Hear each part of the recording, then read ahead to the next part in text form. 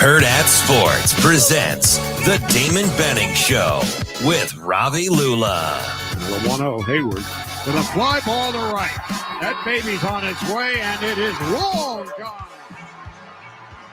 Probably 15 rows back into the pavilion, just to the left of the Arizona bullpen. 2-run shot. The Dodgers have the lead back. It is 5-4. Toledo, the 1-1 swung on, hit well, right field. It's got a chance. It's going, and it's gone. A laser for Harper over the out-of-town scoreboard, right center field, and just like that, this game is tied up. Harper's 13th of the year, and it's 3-3. And the pitch hit high and near down the left field line. I think this is a no-doubter. Way on. Upper deck. 3-run shot for Polanco. His ninth. 10-6 Minnesota. Yes, I am. But I got places to be. Yes, I want my wife and my daughter will be here at the volleyball day, and my daughter's playing volleyball, and they're very excited about being here. I was just out there walking out there with Kelly Hunter a little bit ago, and just talking about standing on the court and looking around and being like, oh my gosh, what an awesome opportunity for our girls to go out there and play. So yeah, I wish I was going to be there, but can't be in two places at once, and we got a job to do. We got to go to Minnesota and rock and roll.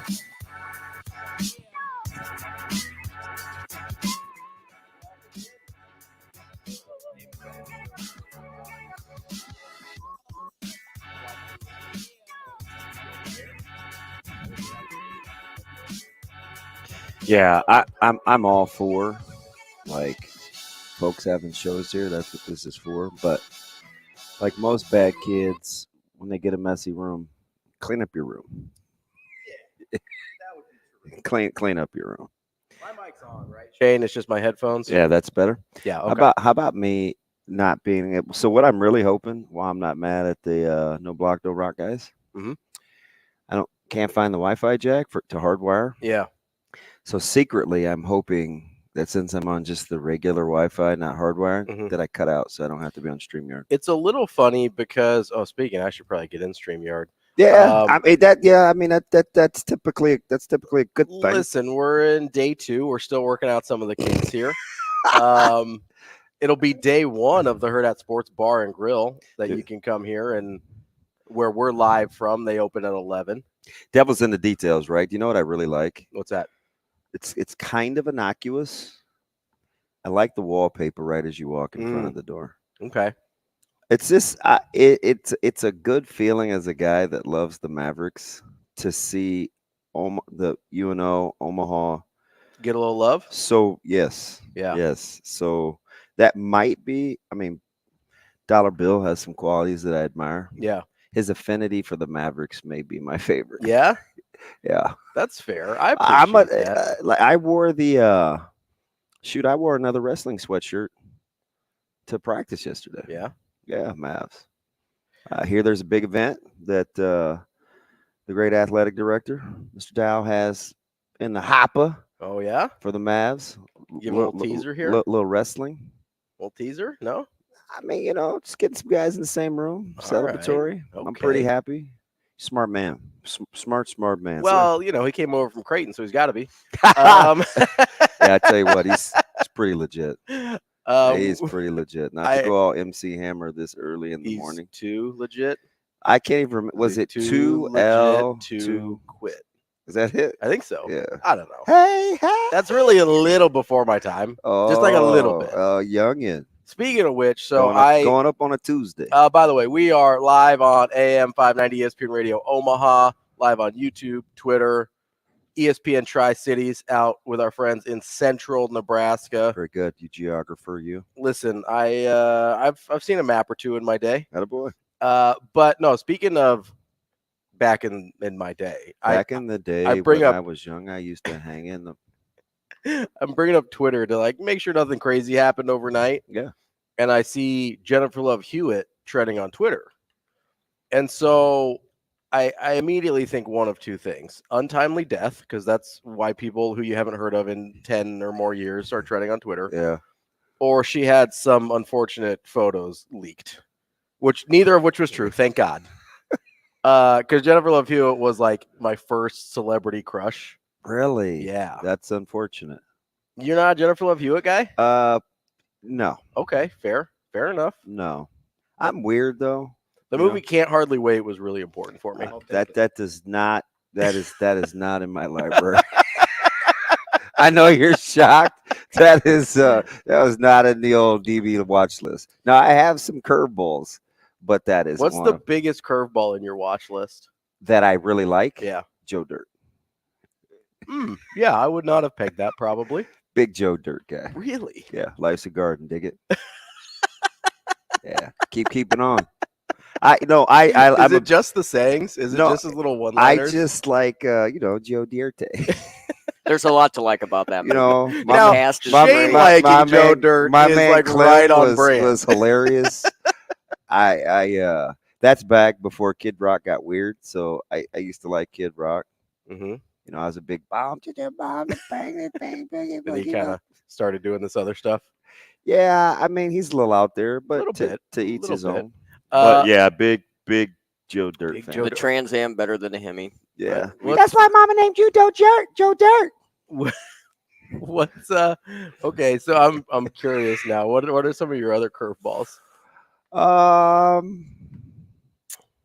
The Breakfast Club, which is popular. Yeah, that's not crazy. But especially doesn't really fit my personality. No, but there's how old were you when that came out?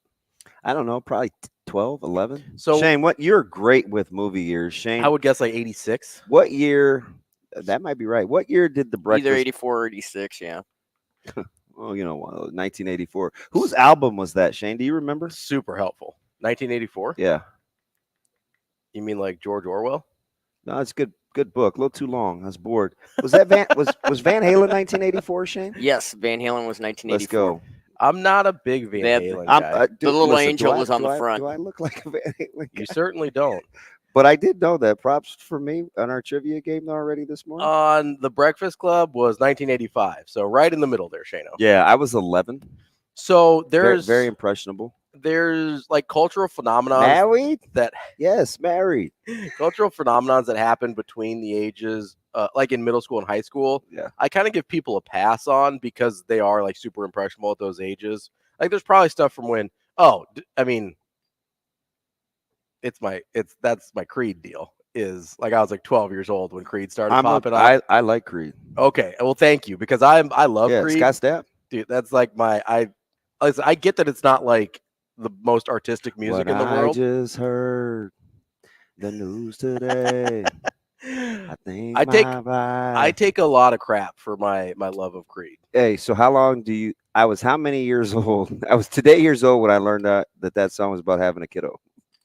So I knew that because I had seen like Behind the Music or something. I didn't watch those shows. Just some random music documentary guy. Kind of, they're pretty interesting sometimes. Yeah, I'm gonna agree to disagree. Not always, but I like documentaries in general. So MC Hammer Rise to Fame. No, I didn't see the MC Hammer. Yeah, well, me neither. But have you seen her? Tell me, have you seen her? If people are like, "Oh my God, this is the lead into the Doug and Daddy show." Yeah, we'll talk sports here eventually. We're off the rails a little bit already today. That's okay. Choo choo. I like to give people a pass on things that happen like in that area of their life because you kind of just get caught up in stuff, right? Yeah. It happens. It's all right. That choo-choo thing comes naturally. Yeah. Yeah. Just hopping on that train? No, I do it for Anthony Rizek sometimes when we're warming up. Yeah. Just because I call him the A train. Sure. I tell our team all aboard because we're only as good as that guy is. Well, he's pretty good. He's way good. Yeah. So I call him A train. I'm gonna need some schools to start shooting out scholarship offers. Yeah, it's unbelievable, right? And 2024 is quarterback. I get it. It's kind of late in the game, but it is It is extremely aggravating. Somebody's going to get a player way better than they deserve at this point in the game. Really good player. Want to set up the show for you real quick. We are. Why would we do that on a Tuesday on a sports show? Set up the show? Yeah. Well, because Sasha gets mad at me if I don't. So Well. So, she was awful nice yesterday. Well, it was our first day. I think she wanted to get things kicked off. And she knew she had to exhale a tremendous amount of patience teaching me how to set up my equipment for Thursday when I'm on the road in Minnesota. Yeah, I saw you come in. You have this headset. Yep. The special headset for your computer. Do you know she turned everything on for me? Like the computer and everything? So guess what? Did she get your email hooked up too? No. Okay. I still need to do that. Okay. So I can't remember how she turned the power button on. Although maybe if you just plug it in the Shane, what's the little square thing that goes in the computer that has the little different plug-in things? The square thing. I thought it was a battery, but it's really not. Oh, I don't know. Dongle? Dongle. Oh, dongle. Yes. There we go. Dongle. The so she guy that used to control boxing with the crazy hair. No, that's Don King. Whatever. Not dongle. He might be a dongle, but stickler. Yeah, so we walked through that yesterday over at headquarters. That's good. That means I don't have to do a show by myself on Thursday. Yeah, so as long as you wake up. She still won't quite turn me loose, and she goes, "No, I don't land until 6:35, so I can't get to the hotel for setup. But you could call me." I was like, "Geez, I'm not that dumb." Hey, what's your number again? No, so I'll be ready to roll. I'll set up a little conference call between you, me, and Sasha. Make sure everything's good to go. How many times do you think Shane will call me Thursday morning in Minneapolis? Over under's 2.5. Hey, are you good? Hey, you taking the over the all under? Clear? She even showed me the little volume thing, and I'm not taking. Listen, I'm not taking the stick mic. I'm taking the headphones with this mic. Sure, yeah. Because in a hotel room, remember when Brian Windhorst was chastised for being too loud doing a report from his hotel room a couple months ago? Yeah. I don't want to be that guy, but hopefully the smart schedule people at the university will be in kind of will be secluded in a very popular hotel. Maybe we'll only be 3 floors or 2 floors. Yeah. However many floors you need for 80 people. It's only 40, probably 55 rooms, I'd guess, if you do support staff. 60 rooms, maybe? Yeah, probably. 2 to a room. And yeah. Now, I'm not sharing a room. But, well, of course. I mean, come on. Well, I think it has to do with me being in my 40s. Well, it's because you're not a college kid. That's what I mean. It's I don't. College kids are used to sharing rooms. 40-year-olds less used to sharing rooms. So I wonder how he'll do the room pairings, Coach Rhule. It's something he's thought about a lot, right? Yeah. I don't think so. That's one of those. I do actually, Coach. That's one of those things where we were talking about this yesterday. Where I know the dorm room pairings were out there. Yeah, and they were very intentional. Yeah, right? yeah. It's one of those things. I mean, I don't think he's going all Herman Boone out there and trying to get opposites attract, that type of deal. Yeah. I'm your daddy now, Gary. Say I'm your daddy. Say who's your daddy? Say I'm your daddy. That's remember the Titans reference. We're not being weird, I promise. Strong side. Left side. Great movie, by the way. Big fan. Big remember the Titans guy. I coached with a guy that went to that really? coached at that high school. Yeah. Really? The Wiz, Dr. Morbeck. Interesting. Oh, I met him. I call him Doc, but yeah. It's just because he's smart. Well, is he an actual doctor? No. Okay. No. Well, that's fair enough. You call him the Wiz for short. You can get a hold of us on the email inbox, the DB Show at hurrdatsports.com, or the Warhorse Casino phone line 888-638-4876. Or you can hit us up on Twitter as well. I'm at Ravi Lulla. What is your handle? I don't even know. I think I'm just at Damon Benning. Okay, that's what I figured. I didn't set it up. That's the least surprising thing I've heard this morning. Yeah, I did not set. I didn't even want to be on Twitter.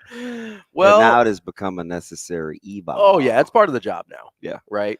I was like, I'll never tweet. I don't know why you're setting this up for me, Josh. He's like, yeah. What's your password? What do you want your password to be? Let's just say it, and then I'm like, 11 years later, and you're just still fighting with trolls on the internet. No, not too bad. I'm just kidding. Not too bad. No, but you do engage with people, which I appreciate. I do. That's our first conversations were on Twitter. Was on Twitter? Yeah, long time ago. I don't. And a lot of times I just had this conversation. I had a post yesterday where I think people want me to be some, not all, like, super confrontational and combative. And I'm like, I'm okay with people's opinions. Like, it's totally fine. Like, people can have some strong takes. Sure. Some of them are rather malicious, and see, that's where I start having a problem. I know, but I am fairly thick-skinned. So Yeah. It's okay. Mine's more if they're malicious towards other people. Oh, well, this one is sometimes it's it's family, right? Yeah. I mean, if they're malicious towards me, I can kind of let that go. Yeah.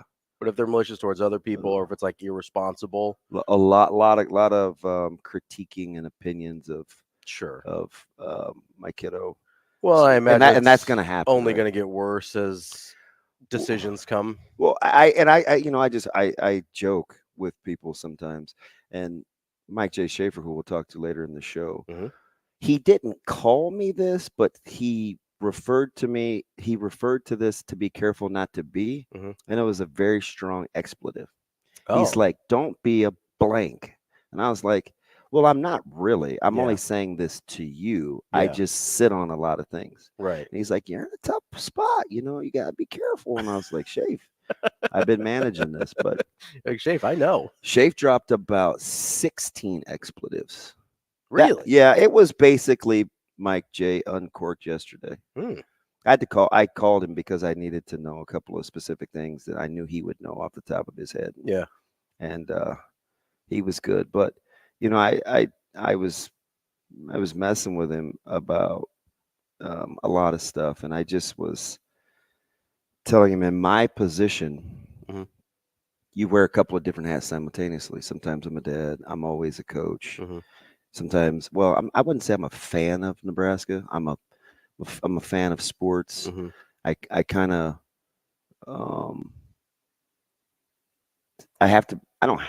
I should be rather subjective when it comes to a lot of topics, unless it's my personal opinion. Sometimes I have to critique high schoolers and college players, which I had to get used to. Yeah. And so I walk a very tight. What movie was that from, Shane? Toit. I don't know. Austin Powers. Oh yeah. Yeah. Fat guy, the B word. I don't think we should probably say that this early Probably on the not. show. There's kids in the car. Fast things fast. Have bigger chunks of Fire the laser! I was never a big Austin Powers guy. Sharks with freaking laser beams. Hey, that's the only one I watched. I got through a little bit of Goldmember because I wanted to see what Beyonce was. Sure. But I didn't watch the first one. Yeah, I'm not a huge Austin Powers guy. It's okay. It's never been really my jam. What if that was a guilty pleasure? Would you have looked at me like that's kind of I'd be surprised, but it's kind of one of those, like, it's popular enough that I understand that people like it. It's just not really my deal. So I need some advice real quick since we're talking about travel. Yeah, You've seen my itinerary, right? Yeah, it's terrible. Did you notice the parts in red for the non-football staff? Like when we have to be on the bus and where we have to be and all this other stuff. Let me bring it up real quick. If you're me, how hard do you think it is to like not want to sit in meetings? Like, would I get kicked out? Oh, what do you think? All right, going out on a limb. I would probably say you wouldn't get kicked out. Would it be awkward? Maybe. Yeah, okay. I just, because I'm not going to ask. Right. I may just show up and have them ask me to leave. See, I would rather, that's interesting that you'd prefer that over asking. Fits my personality. Yeah, I'm typically a forgiveness guy and ask later. I am in most things, but there's certain situations where if I'm not sure I'm supposed to be somewhere and I don't necessarily need to be there. Yeah. If I think I need to be somewhere, I'll ask forgiveness rather than permission. Yeah. Well, I got checked Saturday in coaches meetings. You got checked? Oh yeah. How so? Generally speaking, my head coach said, "Hey, I have some really tough decisions to make during the game, and sometimes emotions run high. I'm going to need you to understand that you can't just say whatever you want to say." Basically, was the gist of what he says. And it was weird because he remembered that I said it, Yeah. and it wasn't like a big thing. No, I didn't think it was just kind of an off the cuff remark. Yeah, and a passing remark, and it didn't really stick with you, but it stuck with him. Oh yeah, I said, hey, we have 3 timeouts. This was in the first half, and he said, yeah, we're also up 35-7. That's what he said, right? And so I was kind of walking away, and I'm like, aren't we always supposed to be coaching? Yeah. That, because he always says, he's a big ABC always guy. be coaching. I mean, even in downtime, right? Yeah. Like, he's like, coach him up. So I didn't think much of it. Yeah. Yeah, he stored it in the Rolodex. I could see that. But it wasn't snark. No, but I could see how it would come off as snark. Yeah. So I was like, I said, oh, I'm sorry. Like I did. I said, yeah, because we have a fantastic relationship. And he can say whatever he wants to, right? Just because I know that he's got my best interests at heart. But yeah. So, I mean, sometimes it's a permission thing. I could see that coming off as snarky, though. I could also understand how it's like a genuine. It was because like, I'm his timeout guy. Right. I just let him know. And it's still the first half, so we're playing football, right? Yeah, right. So I mean, noted. Good to know. Next time we respond, just keep it pushing. Yeah, that's fair. Not thumbs up. Give him the ET sign. No, but he's great. It's just got it. And I've seen this. Like, so sometimes you'll see that at practice. Yeah. Right, between coaches and interactions, and sometimes guys get cut off at the knees, and it's not personal. Right. Which is one of the things that I really like about this staff because they coach so hard. Yeah. Right. Like, I mean, you watch Dvorak, and I mean, Tony White is Evan Cooper. Right? Like, they're just constantly coaching hard, and sometimes you're trying to move, and it's a staff that I think is trying to figure out, hey, are we coaching on the fly? Are we going to wait for the film room to correct it? Yeah. Because you've been at those practices, right?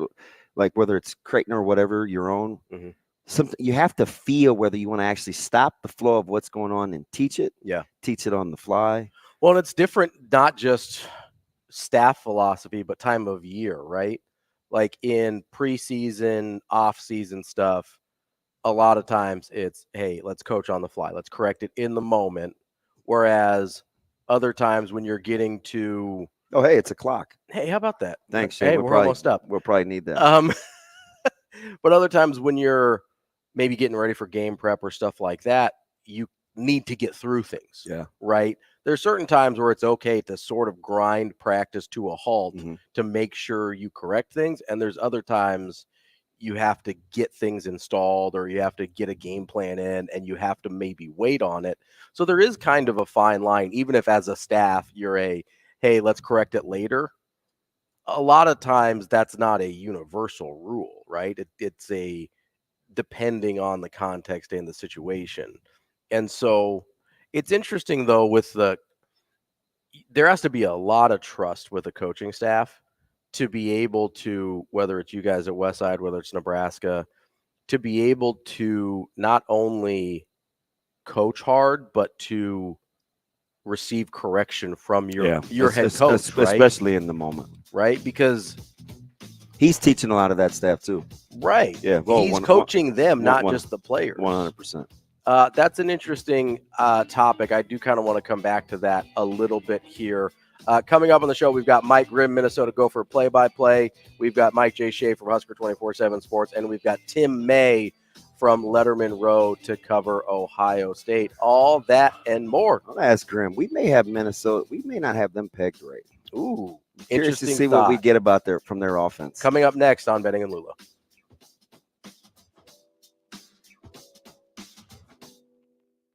We'll be right back in 5 minutes.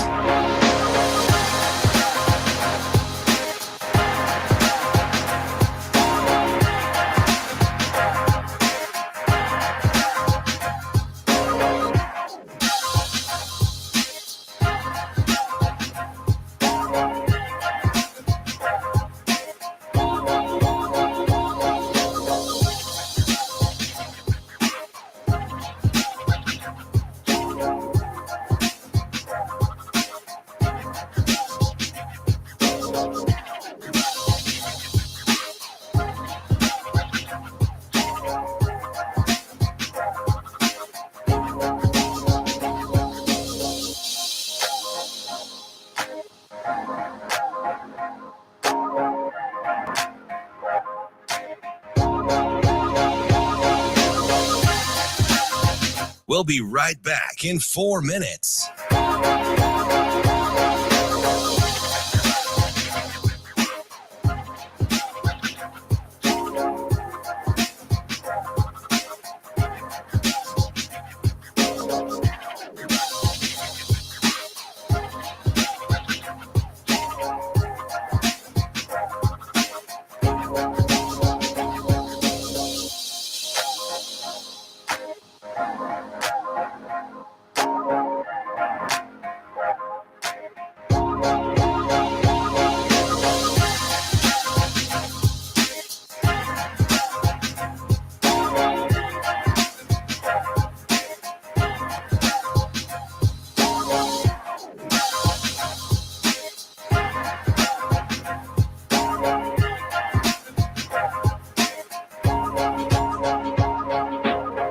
We'll be right back in 3 minutes.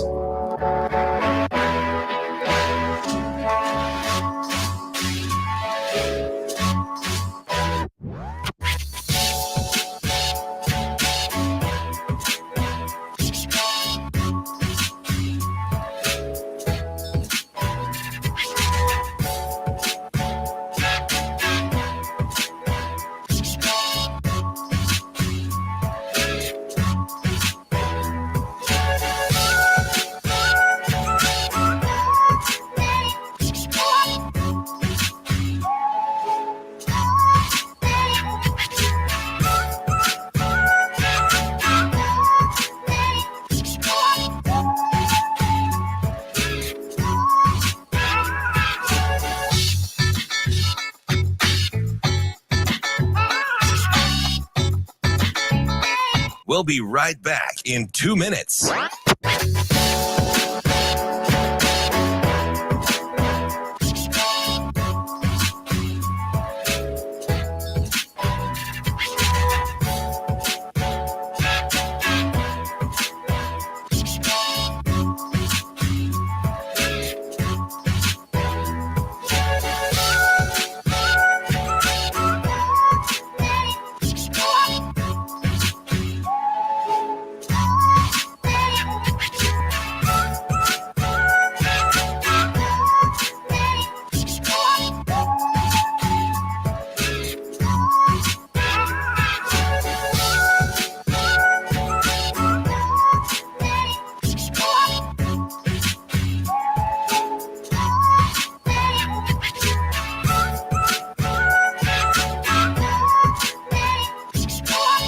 We'll be right back in 1 minute.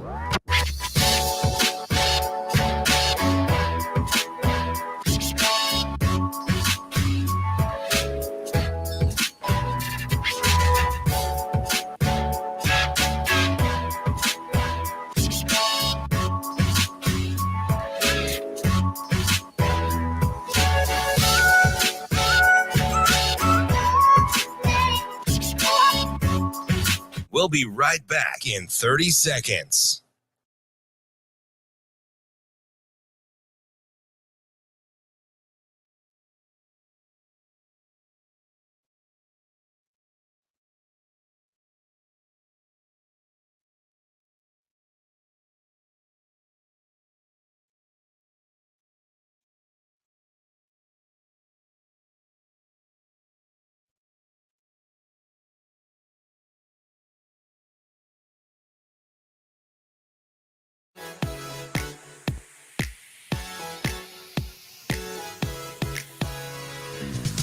Hurrdat Sports presents the Damon Benning Show with Ravi Lulla.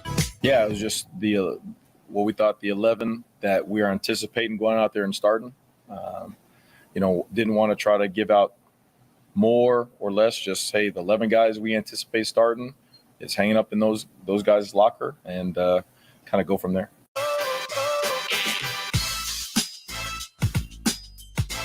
Welcome back to the Damon Benning Show with Ravi Lulla. You hate when I do that. I don't know why. I don't know what. I don't know how else to bring a show back. It makes me chuckle. I don't know what else to do. Guess what? I try not to judge because I don't want to do it either.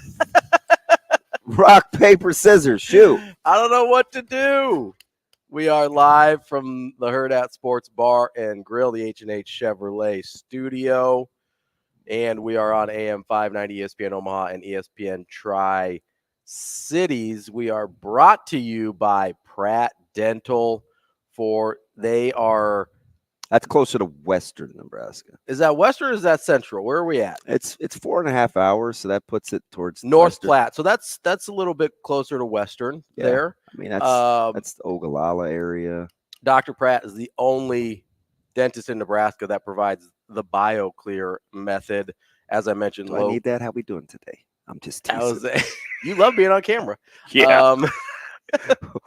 Where is my Wi-Fi button? Can I turn that off? The BioClear method and modern smile design can correct many aesthetic dilemmas in a permanent and less invasive manner than traditional treatments, such as crowns. Pratt Dental in North Platte, Nebraska, creating healthy smiles. Make sure you go check out our friends at Pratt Dental. One of the things we were talking about before Shane so rudely interrupted us with a break here. Can't believe we got to pay bills. I'm okay with it because I enjoy receiving a paycheck. So I'm with you. It does have its pros. Receiving a paycheck, Damon and I both pro. does have its advantages. No, we were talking about kind of the trust a coaching staff has to have in each other, because coaches by nature, tell me if this is fair or not, I think tend to have decent sized egos about what they do. Typically alphas. Because if you're unsure of yourself, typically that doesn't go well. Yeah. That's something that your athletes can pick up on. So a healthy ego is part of. I smell weakness. What? They will, man, especially high school kids. You got to watch out. Yeah. Oh, 100%. Those kids will sniff it out, 100%. right? And so you have to have a decent amount of ego to do this well. But in order to receive coaching, you have to have some level of humility. And especially with a young staff like Nebraska's got, there's going to be a lot of coaching of the coaches. I think that's the thing maybe we don't talk about enough with Matt Rhule, is how much he enjoys that part of the job. Yeah, I think he loves it. That's a super point, because I'm one of those guys. I think coaches coach coordinators, coordinators coach position coaches coach the players. That's in a perfect world. That's exactly. Every time I look at Russell Wilson doing drills, I just chuckle. You just imagine him on a plane doing like. Well, I saw the Steelers logo and it was like squirrel. I lost my train of thought. But I think in a perfect world, that's kind of how it goes down. Right.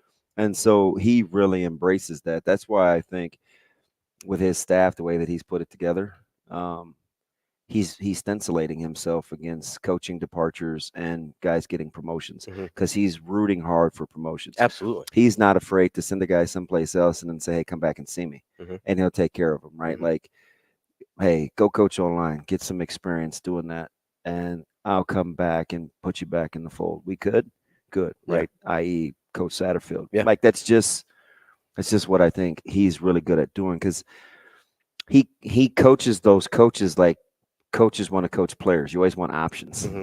Yeah, absolutely. And I think you don't want to be painted into a corner. No, I think he always wants options. So, and we saw that with Wager at the tight end spot. Getting those guys better is not only good for the individual coaches, but it's good for Coach Rhule too. That's the humility part, because you have to understand. It sets an advantage when you're part of a staff where nobody really wants your job, and you're doing it anyway. And I think he has a staff where, and don't ever undersell that, right? Right. Because I think that's important, to have everybody on the same page. But and you kind of see the way that it's set up, right? So you mentioned it kind of insulates him from the dangers of people moving on, right? He wants people to move on. And you look does he strike as the type of guy that gets caught off guard? No. Yeah. Now he's human, so I'm sure it can happen. But right. But he is prepared probably to a fault. Yeah. Right. But you look at his coordinators, Tony White, Marcus Satterfield, those guys, a little bit older, not like old coordinators, right? But older than the rest of the staff, except for Foley, mid-40s, who's Grandpa Foley, love him. He just every time that Can't be in two places at once. every time that he talks, I'm like, that is every person's grandfather I've ever met. Yeah, he's been at our high. He has been in every high school quite a few times, Which is incredible. Yeah. Like the way that dude gets around the state is awesome. Who sings that song, "Traveling Man"? Shane, Rambling Man? is that what it is? I was born a rambling. That sounds like the man. Allman Brothers. Yeah, That is the Allman Brothers, I'm pretty sure. Yeah, You're miss you with that? above my pay grade. All right, fair enough. I didn't even know rambling. You didn't know that was a between thing? rambling and traveling. All right, fair I enough. thought it was traveling, Um, like Kyrie Irving There's when he handles there's the the rock. Traveling Wilburys. that's a different thing. That's a different band. The who? I don't know. The Traveling Wilburys. I think it's Yeah. Wilkes-Barre's. Wilburys. Wilburys? Wilkes-Barre's, Pennsylvania. That's my bad. Okay. Let's cut it out. Not even sure what was going on over my head with the volleyball thing. Let's knock it off. No, but you look at knock it off, all right? You look at like Satterfield, right? If Satterfield were to stop it, We'll get it back. I don't know. The tablet thinks we're trying to talk to it. It's okay. Give it a second. Stop touching. I'm gonna it. stop touching it. That's my bad. Man. So like if Satterfield or White move on, right? Which I think is, you look at coordinators first as guys that likely to stop. There we go. We're really good with technology here on the show. You look at Satterfield and White, and if those guys were to move on to head coaching positions or NFL coordinator positions or whatever, you can see kind of a natural progression on the staff of who could take over. Evan Cooper makes sense as a guy that maybe could take over as Phillips a could take over for a night. And, we've seen it at the tight ends. You look at even like Dvorak. I bet Dvorak ends up being a D coordinator someday. Yeah. Knighton's certainly going to end up being a D coordinator. He could. I would, if he wants to. I bet ends up being a D coordinator or maybe even a head coach someday. Like, why are you talking about guys moving on? No, just for it's for the purpose of coaching the coaches, right? And there's this line in a TV show that I really like. And it says something to the effect of good leaders know that the people around them will move on. Great leaders hope they do. Yeah. Right. Matt Rhule hopes kind of like that. The people around them move on. Ravi for slogans. It's not mine. It's from a TV show.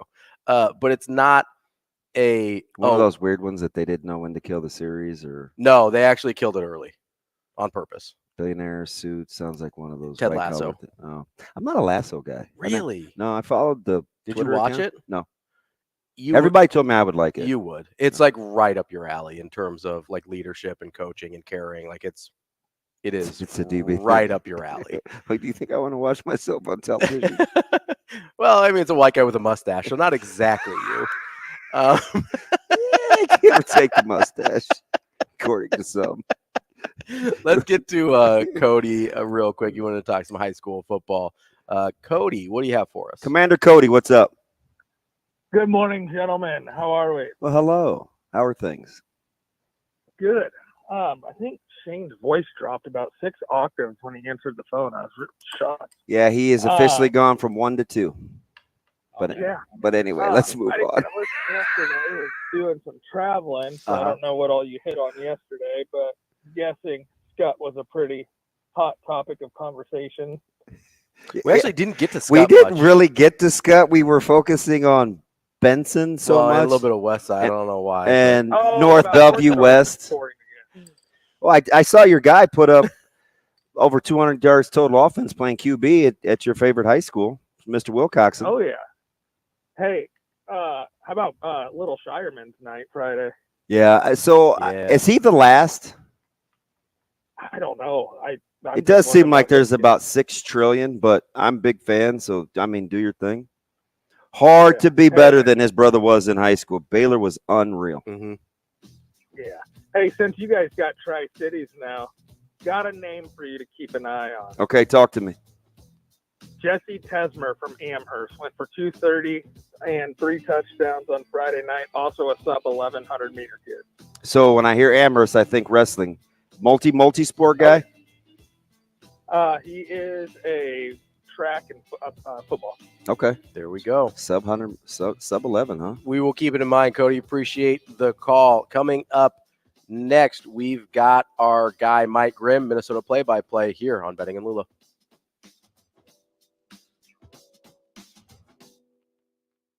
We will be back in 4 minutes.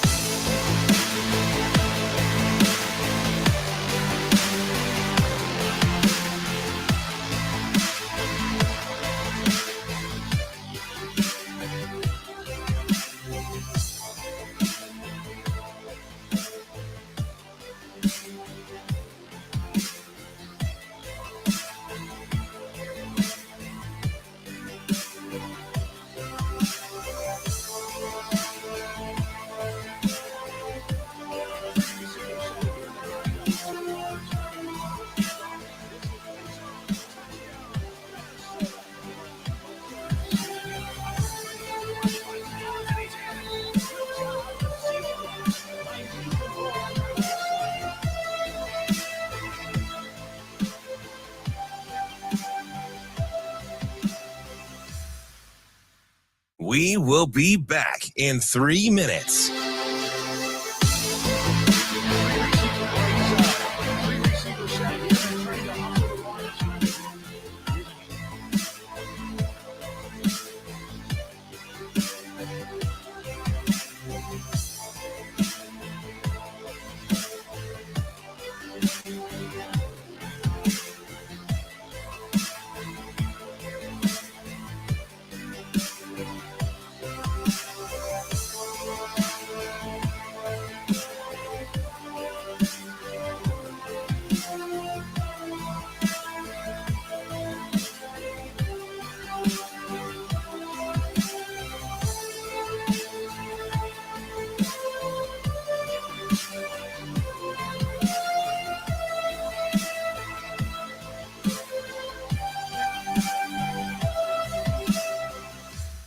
We will be back in 2 minutes.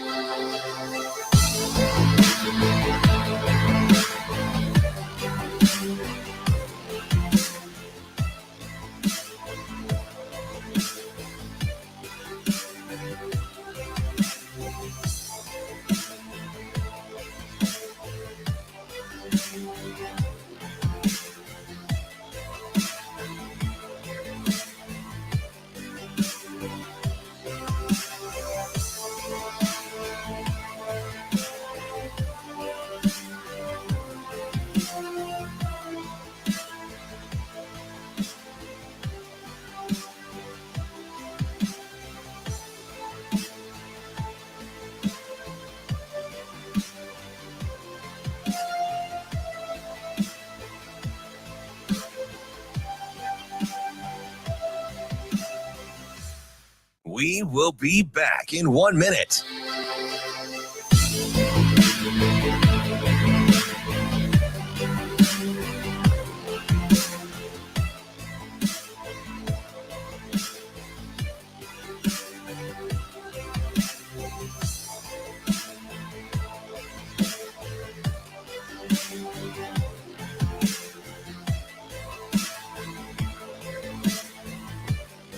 We will be back in 30 seconds.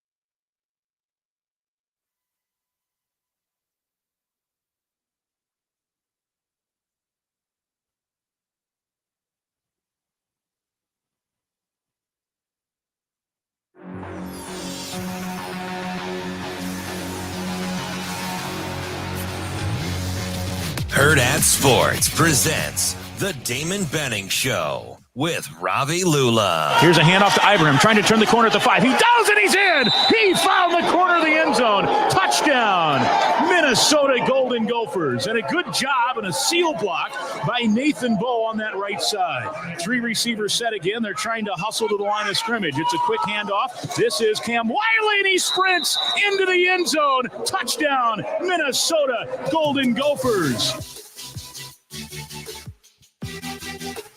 Welcome back to the Damon Benning Show with Ravi Lulla here on Hurrdat Sports Radio.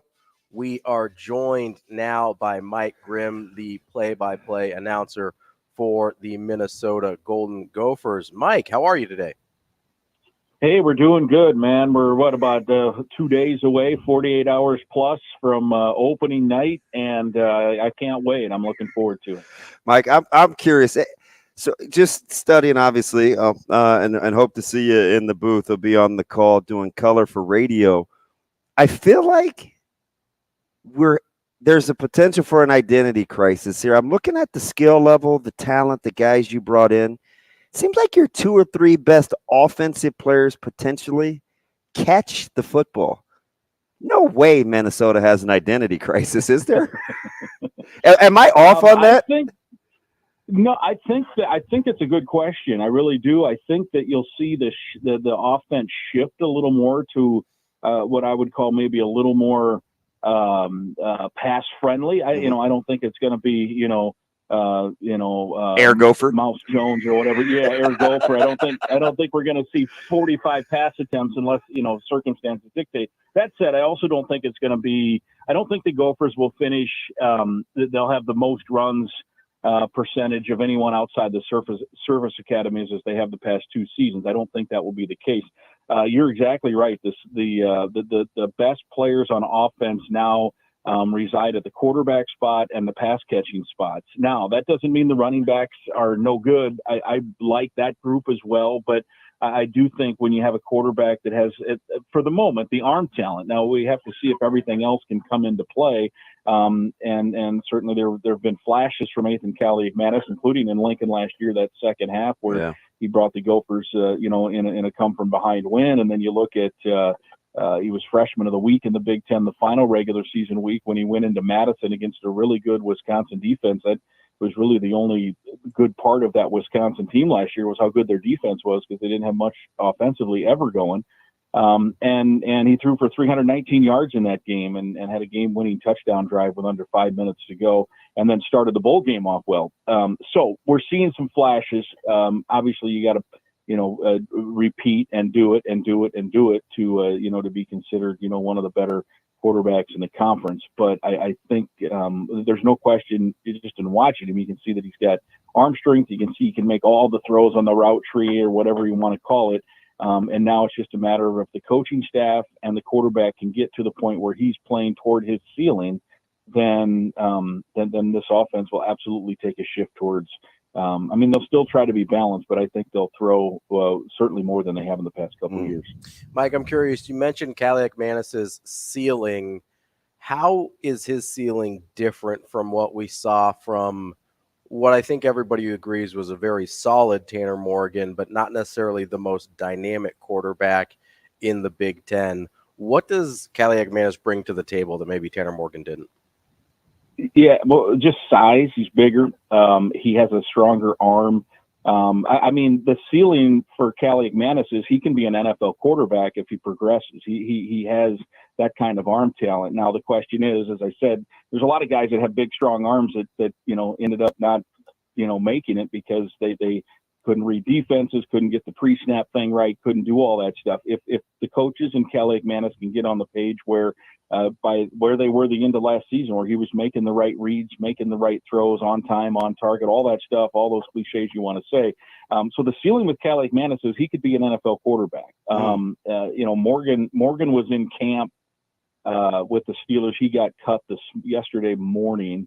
Now he still may catch on. The thing that Tanner has and had was, basically that guy played almost 50 games as a college player. So he had experience, he had some savvy, he had some know-how. He was, from an NFL standpoint, just too short and frankly didn't have, if you're in the NFL, you got to make that, 45-yard pass to the sideline, right? And not have some defensive back step in front while also them throwing a 65-yard deep ball at some point, not every throw.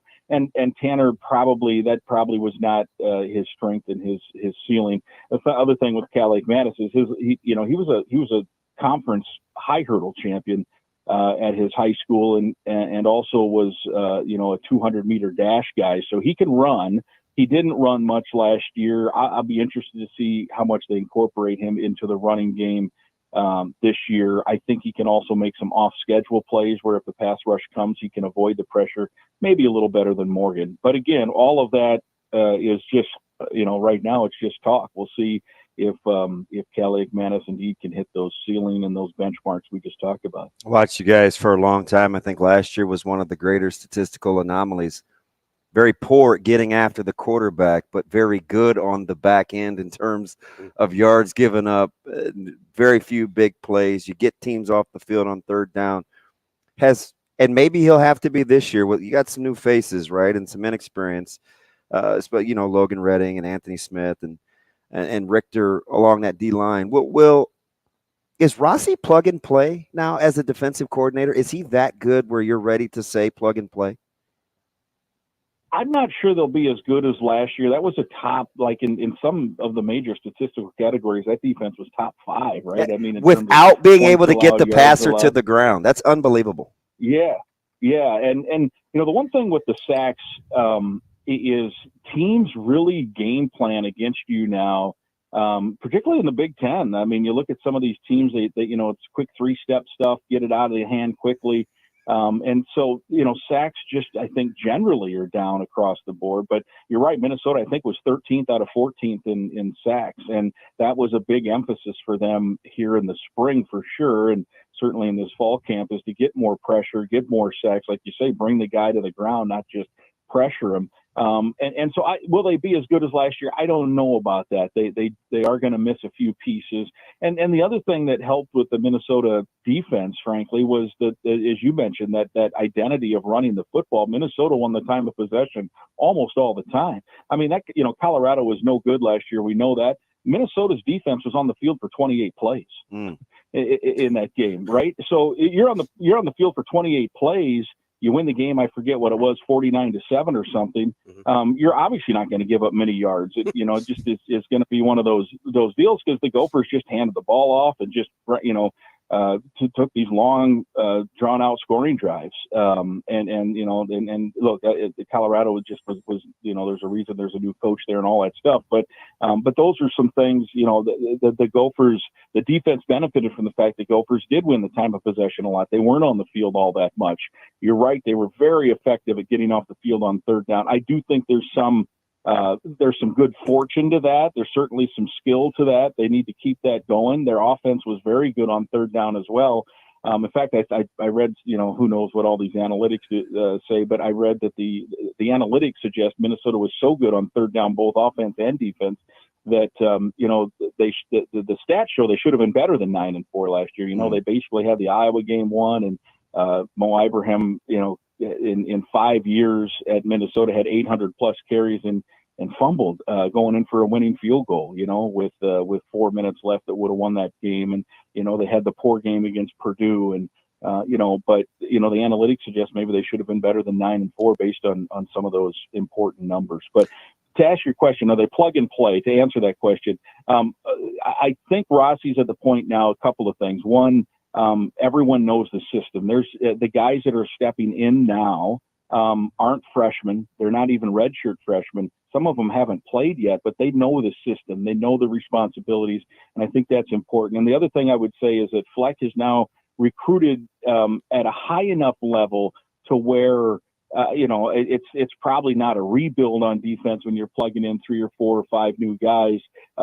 There's enough talent and enough depth that I think they feel pretty comfortable with the guys you're putting in there for the first time. And, the COVID year one, the other thing, some of these guys that are playing for the first time this year probably were on schedule to play for the first time last year, but they had, 5th-year guys coming back with the extra COVID year, Thomas Rush and, Jordan Howden at safety, who's now with the Saints. And, there were guys ready to play in those spots last year. And in a normal non-COVID time, they would have gotten on the field. So I think they feel good about the depth.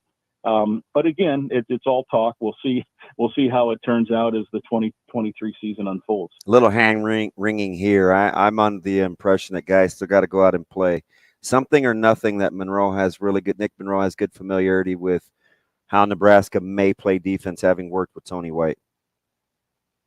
I wonder how much that will impact. I think there's probably, some knowledge he can certainly pass on from, tendencies and schematic things, what they like to do against certain looks. I would think that those things have been passed on from Nick Monroe, the Gopher co-defensive coordinator now, who was at Syracuse. The Gopher coaching staff is really, I don't know if I'd call it uptight, but they're very, they believe this is a big challenge. It's an interesting thing because they haven't, like my opinion as a non-coach is I think this is the time if you want to play against, a Nebraska team with a brand new head coach who the guy can coach is now. Play them early. You don't want to get them, late in the year once they continue to learn and figure out the system and the culture and all that. The coaches, though, are kind of like, gosh, we'd like to play these guys, maybe a month in, so we've got some game film to know what they're doing. They don't have any idea. I mean, they're studying Temple film, I think, just because they're not sure what to expect and trying to be prepared for everything. So the coaches are relatively nervous about what Nebraska will bring on Thursday. Mike Grimm, play-by-play voice of the Minnesota Golden Gophers. We appreciate your time, Mike, and happy game week. Have a great call, Mike. Yeah, always enjoy it, guys. Thank you. More of Benning and Lulla coming up next.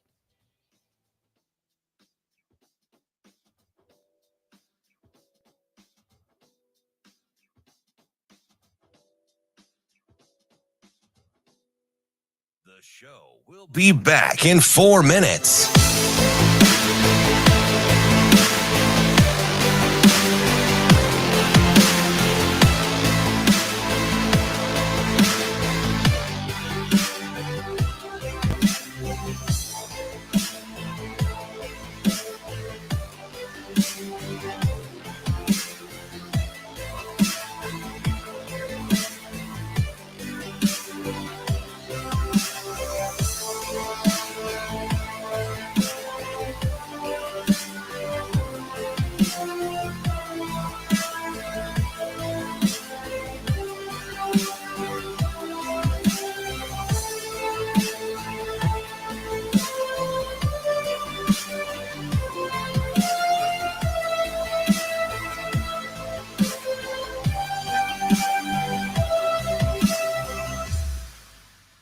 The show will be back in 3 minutes.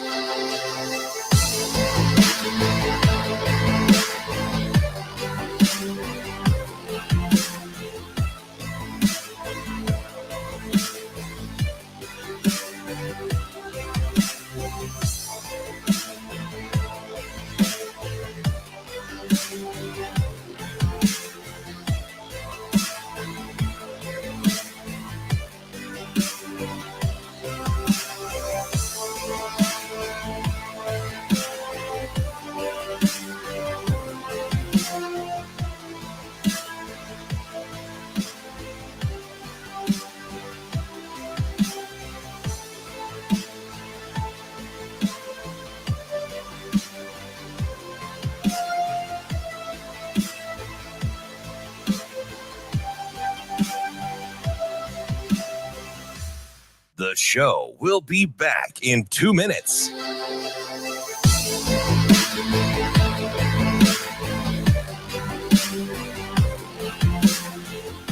Oh, it was good. I mean, it was.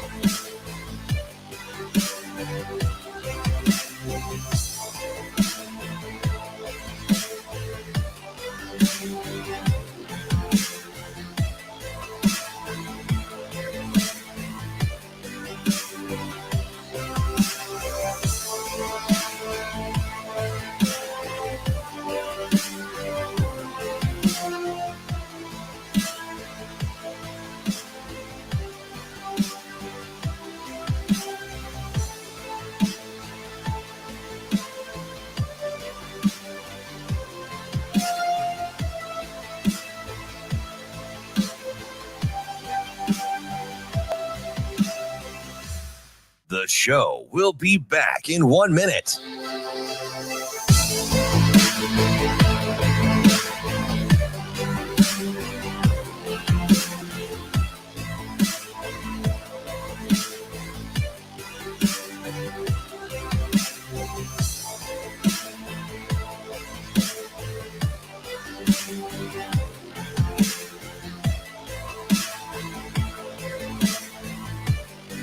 The show will be back in 30 seconds.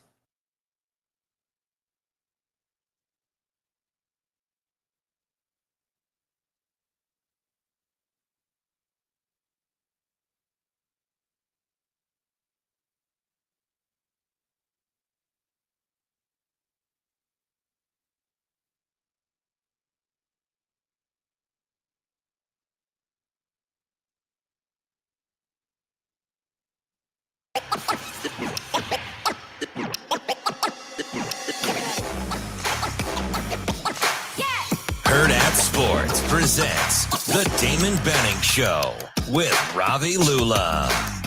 Yeah, they were. You could tell who they were because when they came out there, they were extra smile. I don't know if it was black shirt or the single digi. You know what I mean? Because they kind of went hand in hand, but they were excited.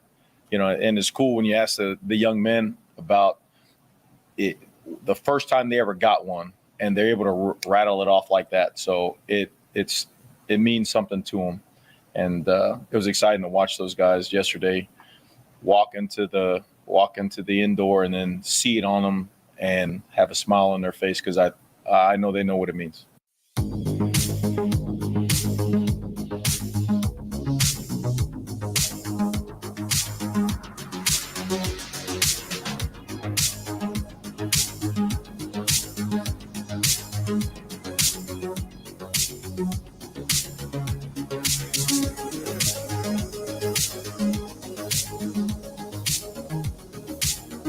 Welcome back to the Damon Benning Show with Ravi Lulla here on Hurrdat Sports Radio, AM 590 ESPN Omaha, ESPN Tri-Cities, to our good friends out there in central Nebraska. Omaha, right here in middle America.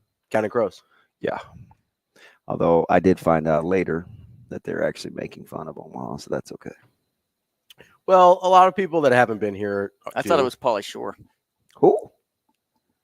Oh, the little dude with curly hair? Yeah. Yeah. Not a Pauly Shore guy. Yeah. It's kind of a weird. I mean, we've had some random references already this morning, but Pauly Shore may take the cake. Yeah, I'm not a Pauly Shore guy. Your Creed reference was a little out there, and you're not talking about Michael B. Jordan. Although I love that Creed too. You know, I still haven't seen 3. Really? 3's okay. It's better than 2. 2 was pretty subpar. I liked it just because of the nostalgia. 1 was fantastic. 1 was incredible. 1, it might be the best Rocky movie. You know, so the funny thing is in Creed, the original, the OG, he wasn't even the best actor. No, I mean, the best actress was who turned out to be his wife, Tessa Thompson. She is phenomenal, unbelievably amazing, and blew She's up. pretty awesome. Oh, you just like her because she's Valkyrie or whatever. Yeah, she's awesome. She's in Thor. in the Avengers and Thor Ragnarok. I mean, she was so good. She's really good, and low key, one of Sly's better performances. Yeah, like he actually felt like a person and not a caricature in that movie, which is nice. Yeah, but no, I'm a big fan of the Creed franchise and the Creed band. Okay, basically anything with Creed, I'm good. What was the one? The Clone's not bad either. So, for a long time, one of my this is when I was going through some things like kind of emotionally. My Own Prison kind of became my slogan. My slogan. So that was the album they put out before they got really popular. It came out 96, 97-ish. And then Human Clay came out. That's where all the bangers were on that made the radio. You said bangers. And that was like 98, 99. Hey, this is Ravi Lulla here for 93 FM. That's your With Arms Wide Open. Playing all the hits and the bangers. Yeah. I always think mashed potatoes, but when I hear bangers, mash? but I mean, knock yourself out. You're a big British food guy. No, that's enough of the food comments here. We got funny guys out there. No, you did steer me right on some food this morning, though. Yeah, I right. appreciate I got that. you. I got you. So, and I put this out on Twitter. With friends like him, who needs enemies? But my man, he literally said, "The Oklahoma Tyler, he strikes again." The fact that you haven't watched Ted Lasso is alarming. You probably watched some idiot make god awful sandwiches, but haven't watched the best show to ever be on TV. Like, that seems a little aggressive. Yeah, but that's Oklahoma Tyler seems a little aggressive, right? Just Like, in general. I don't even know why I laughed at that, but I couldn't believe he just like came out swinging. Not good morning, like nothing. It's just pretty on brand though. Like, right? I mean, I don't know Oklahoma Tyler super well. Oh, didn't he something? But when you showed me that text, I was like, yeah, that feels like Oklahoma Tyler. I think he goes to my gym. Does he? I think so. Well, a couple meatheads flock together. I'm not really a meathead anymore. Dude, this dude is a meathead. I used to You be. see him prowling the sidelines like some menace. Well, yeah, he carries himself like a meathead. Too. It's like, you know, No, I'm a rehabilitated meathead. Yeah. I'm not really allowed to lift like that anymore. Dude, So I think he has like a 22-inch neck. Yeah. Sometimes when he used to have to dress up for work, or he was in my wedding, like just to watch him try to button that top button. Oh, I don't button my top button. It made me hurt. I go about an 18 and a half, 19, somewhere in there. So Clinton, when we played, he's a 19. Yeah. I'm between an 18 and a half, 19. If I have to button it, I probably got to go 19. Yeah. But usually what I do is I just cinch the tie so I don't have to do the top button. That's kind of my little secret that I do. I'm the same way. Yeah, it's the way to go because nobody can tell, and it still looks like you're all buttoned up and stuff, and it feels dramatically better. 17 and a half, 34. Woo, woo. I can't tell you the last time I buttoned the top button on a dress It's shirt. a lot going on up there. There's get some hairs cut too. So were you surprised to hear? I don't know if you call it in agreement. He did like the question, but it seems like I'm listening to these people kind of break down this game. Minnesota. Minnesota. Did you like my non-segue? I followed you. It's all good. I don't get it. I don't know what. I don't see what other people are which is kind saying when they haven't gotten behind this roster. It's kind of funny because you're kind of the opposite with Wisconsin. Everybody seems to think Wisconsin's going air raid, and you're like, hey, yeah, they're not. Dummies, look at the roster. They're not. I've watched them practice. They're not. Also, Phil Longo uses air raid concepts in the passing game. He does not run an air raid offense. He's not Cliff Kingsbury. No. Go look. 2 years ago, I think it was 2 years ago. He's not Sonny Cumbie. North Carolina, 2 different 1,000-yard rushers. Yeah, both those guys are in the league. You can't do that if you're running an air raid. And I'm just telling you, Malusi and Braylon Allen, and this isn't Badger Hour, but those guys are good. No, Braylon Allen's maybe the best running back in the country. I don't love him like everybody else does. No, I'm a tough critic because I also don't love Nebraska's running back room like everybody else does. I don't either. I think Nebraska's running back room is fine.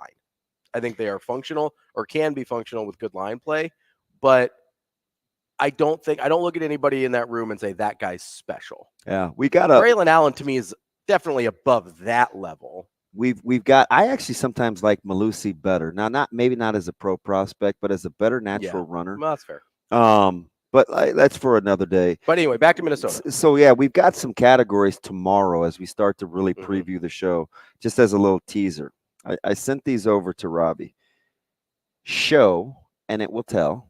So what does that mean? That means guys that have to show up, or if they don't, it will be very, very telling for how the season will go. Show and it will tell. So guys, just an example here. So like if Jeff Sims doesn't show up, he would be the low-hanging fruit. Telling. He would be the low-hanging fruit. Yeah, because I want to get in the good stuff until we get to it. The second category is now or never. So guys, we like their talent. Guys that if they don't get it done under these circumstances, is all she wrote. So easy low-hanging fruit example. I have one that may surprise you. Like Thomas Fidone? No, but you could convince me. Okay.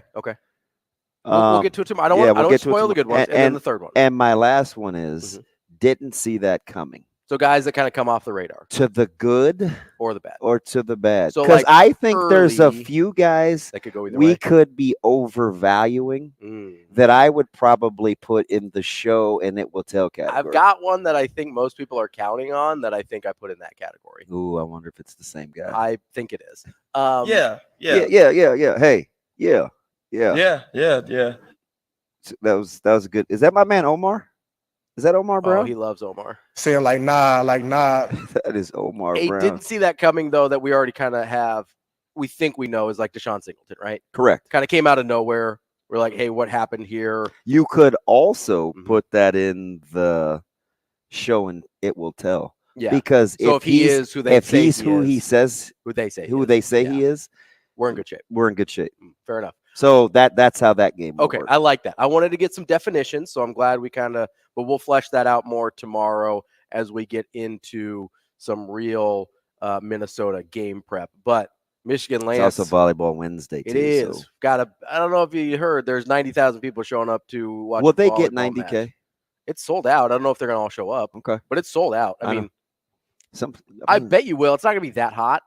90 and 95K in that place. That's crazy. That floor looked pretty, didn't it? You're certainly not like the people in the uppers are there for the experience. They're not going to be able to see anything. The upper room. Which I appreciate, though. Like, just put that record out of reach. I know Camp Randall doesn't hold 95,000. We're all good there. Jang-a-lang, jang-a-lang. So we just keep it out of reach of Wisconsin.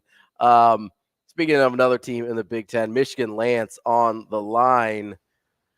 Lance wants to talk about football week. What do we got? Hey, what's going on, fellas? How y'all doing? What's up, Lance? What's up, Ann Arbor's finest? Hey, man, you having a great week, aren't you, DB? Congratulations on the new show.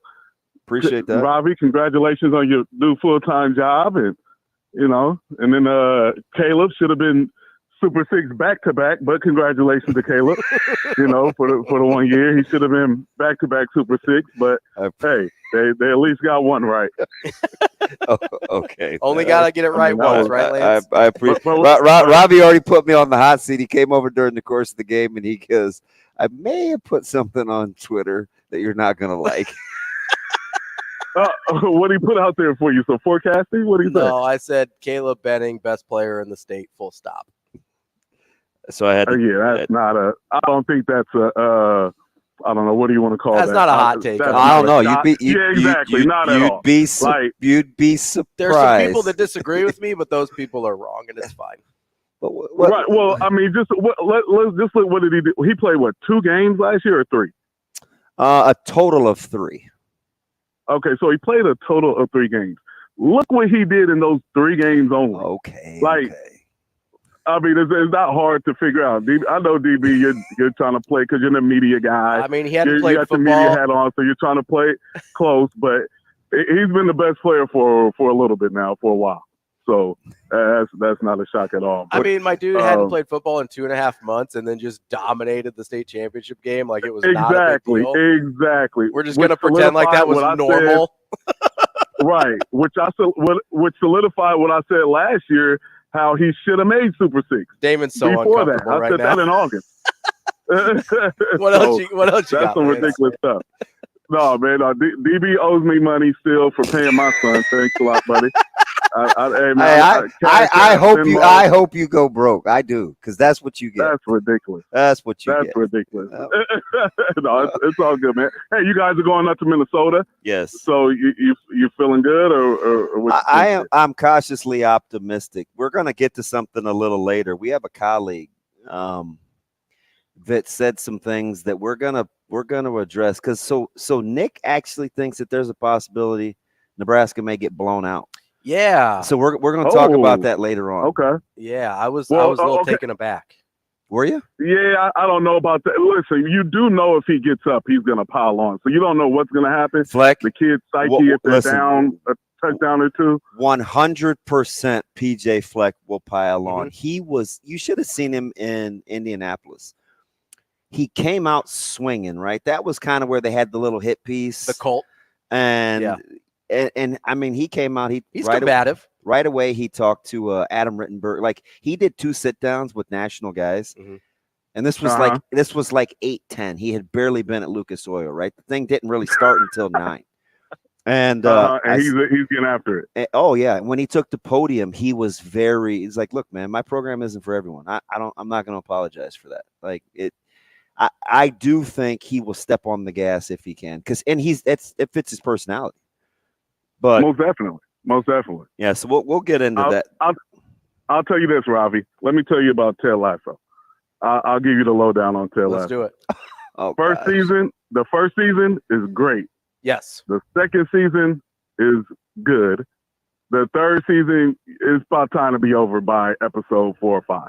So it takes a slow dive after season 1. I agree. Season 2 held on. It was pretty decent. Yeah. I agree. Season 1 is by far the best. Season 1 might be my favorite thing that's ever been on television. Like I wouldn't say that, but yeah. For me personally, I love season 1. Yeah, I got you. I understand. I agree that they do get progressively worse. I still enjoy season 2 and 3, but I definitely understand what you're talking about. Yeah, like I said, season 2 was good. I didn't say it was terrible. And then season 3, we could probably end this thing after episode 4 or 5. I said, it was okay. It didn't need to last that long. I liked the ending of season 3, but there was some stuff in the middle that I was like, there's some other stuff I would have preferred they go. This is one of the greatest segments ever. I haven't had to say much. Well, you're just over there sitting uncomfortable while we're talking about how great your kid is. So what do you think happens with Minnesota? Because I just get the sense, again, I'm not saying air raid, but I do think they will be more dynamic outside the numbers than they have been in the past. But this is a team historically, since Nebraska's been in the conference, that gets teams off the field on third down. They convert third downs. They're not very heavily penalized. They lead the league in fewest penalties, and they don't turn the ball over. Can they play it? Can they still all do those things and be dynamic? I'm curious. Well, I think so, and they're especially going to be dynamic against Nebraska. Like, there's just certain teams that teams always want to get up and play for. And PJ Fleck in Minnesota, they heard what the comments that Nebraska fans have said about him over the last several years. So he has this circle every year, and he's going to show up. If he don't win a game, he definitely wants to win the Nebraska game. And when I watched them in the spring, everybody, it's just spring. Yeah, but you at least want to see some positive things out of spring. And I did see some watching their spring, their little spring I still deal. can't believe they did that indoors. Right, that like the optics was like, wow, like, man, y'all inside for real. Huh? I know, like, I put that on my library. I've watched that a time or 8. Like, I'm obviously obsessed with film. I just think they're going to throw it around the yard a little bit. Hey, man. Caleb Manis he can be dynamic. He really can. He was the difference in the second half last year. Even though concept-wise, Minnesota, I'm not kidding you, they ran 4 different plays, and it was all the variation of the same play in the second half. They ran the ball, 18, 19 times in a row? Do what you do well. And do what you feel like confident. People want to make it hard and all that. Hey, man, it's not that hard. Everybody's looking for the next guru offensive guy. Man, it's not that hard, man. Do what you do well and do what's working within the game. What's the point of changing if what I'm doing is working within this game? You don't have to run all 1,000 plays you got on your play sheet. Yeah. Lance, appreciate the call. I'm sure we'll talk to you much more throughout the season. Yeah, most definitely. We'll talk a little high school next time. All right, thanks, buddy. That is Michigan Lance. I did want to get into more of that Minnesota stuff real quick here, because Lance brought up an interesting point with the do what you do well, right? Because when we were talking to Mike Grimm, he's talking about how the defense was helped a lot by the fact that they just weren't on the field very often. Yeah, they had some studs too, though. Sorry, Marin. They did. That second, without a doubt. But also, when you're only having to defend a certain amount of time, that helps your case for sure. Illinois had a very similar situation, right? Best scoring defense in the country, incredible ball control offense. Yeah. Right? Complementary football, what Nebraska aspires to do. What's that about? Yeah. So I wonder that even if, let's say they are more dynamic offensively, let's say that works. Is there any chance that even if it works, it kind of works against them as a complementary football team? Yeah, see, I'm not sure yet. It takes really good coaching discipline. Right. Remember we were talking to, was it Scott Docterman we had on a couple weeks ago? And I think I asked Doc, I said, with such good kicking game, how do you not call a conservative game? Yeah. Right? Because you'd be fighting against tendency and smarts. Right? If you know you have 3 in the bag. Yeah. Or you've got a punter that can pin you inside the 10. Why are you going and for it his on fourth sleep? down? Does that? How do you fight? And he's like, hey, you don't, right? You lean into it, and you play to your strengths. I don't know if I would. So that almost cost us in the state championship. Yeah. Right. Anthony's thumb's a little bad. We stopped throwing the ball. We got a little conservative. We knew we were good with Alvano. And it almost caught up with us. So I'm always deathly afraid. Sure. I'm almost to get conservative to do that. But you're right, though. You do want to play to your strengths. Right. I just look at this roster. Yeah. You got two dynamic transfer guys in at the wide receiver spot. You lost. I just watched one of your running backs playing the CFL the other day with Potts. Edmonton was playing, I think, Ottawa. I do watch the CFL. No Ibrahim. You lost your top 3 backs. It's like, are you gonna ground and pound with Calic Manis? Well, I think you're replacing 3 offensive linemen. Yeah. You're replacing a quarterback that, okay, maybe Calic Manis is more dynamic. How unfortunate is Nebraska? Tanner Morgan plays in that game if Minnesota doesn't throw the ball deep from their own 35-yard line with no time on the clock. And Tanner Morgan takes the good shot, and he gets concussed. Yep. I'm in the booth, and I watch him literally wobble to the sidelines, then eventually to exit the field. Calic Manis comes out to start the second half, and all of a sudden the offense looks different. Yeah. Right? I mean, just if Tanner Morgan plays that whole game, why do you even throw the ball? I think there's a decent chance if Tanner Morgan plays that whole game, Nebraska wins. Yeah, I don't think that's crazy. I couldn't agree more. I'm sitting there watching this thing unfold. I'm like, so last year, Nebraska's an extreme example of this last year, but Nebraska had some dynamic capabilities with Trey Palmer on offense, right? A lot of times by the way, you've been watching his preseason. He's doing pretty good. Welcome to the league.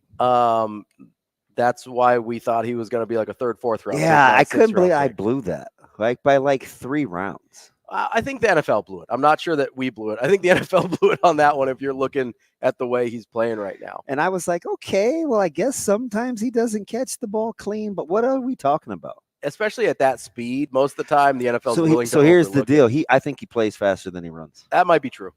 That might be true. I'm serious because some people were thinking like 4 threes. Yeah. He plays. He's football fast. He's a smooth strider, right? He doesn't look like a burner. Yeah. But he just runs by people. Yeah, he doesn't get caught. But when you had Palmer last year and Thompson tossing it out to him, a lot of times those quick strike big plays worked against the defense, even though you scored, right? Nebraska's defense probably would have been better served. You know what I go back to? What's that? Taylor Martinez in like 2012 and 2013. Where he's ripping off 80-yard touchdown runs? I'm like, listen, the ability to sustain drives is not where it's not developing here. Yeah. Like, he's so dynamic, he can coach you into being lazy as an offensive coordinator. Right. And I think ultimately, as conference play wore on and the competition stiffened, their consistency on offense. Well, and as Taylor got banged up a little bit, it wasn't quite as dynamic. I'm not saying turn down big plays, but how many times, and this is not coincidence, how many times have we heard Coach Rhule talk about 4-minute offense? Yeah. Well, because so many. You think that's not like that? Like he's chomping at the bit to get to use that. I want to ground and pound. I want to churn and burn so we can salt clock. Like, I think he wants his teams to exude toughness and that mental fortitude. Yeah, I think it's because, I mean, and we can get to this later. We've got the Sports Six-Pack coming up. But it's so hard to consistently count on big plays as your only form of offense. But isn't it something how teams that get more than 5 a game or more than their opponent for explosive plays typically win? Yeah, they really do. We've got the Zipline Sports Six-Pack coming up next on Benning and Lulla.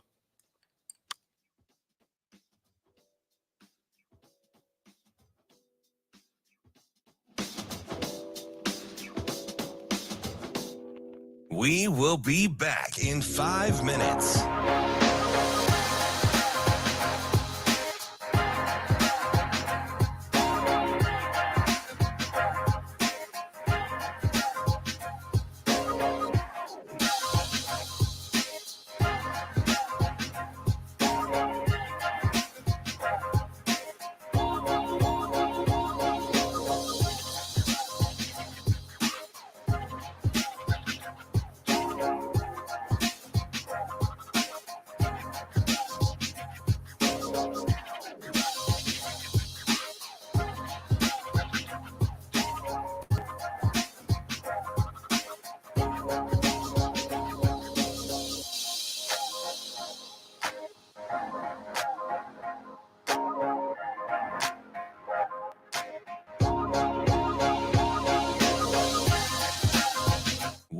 will be back in 4 minutes.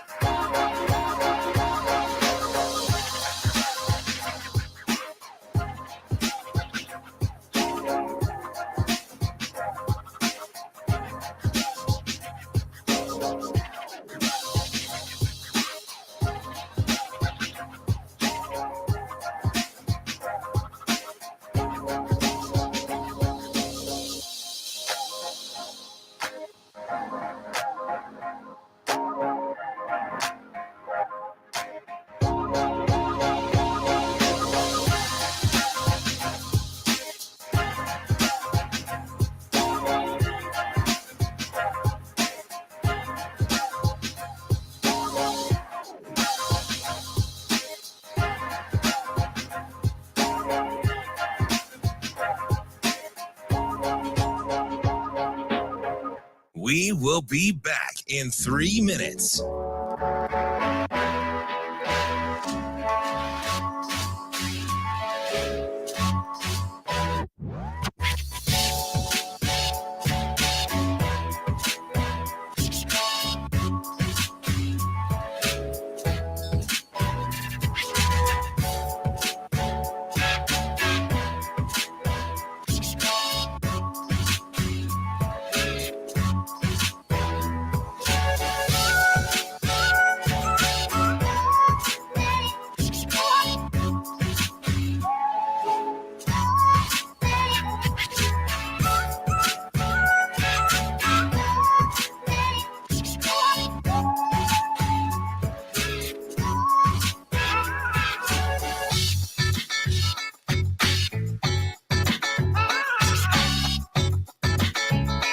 We will be back in 2 minutes.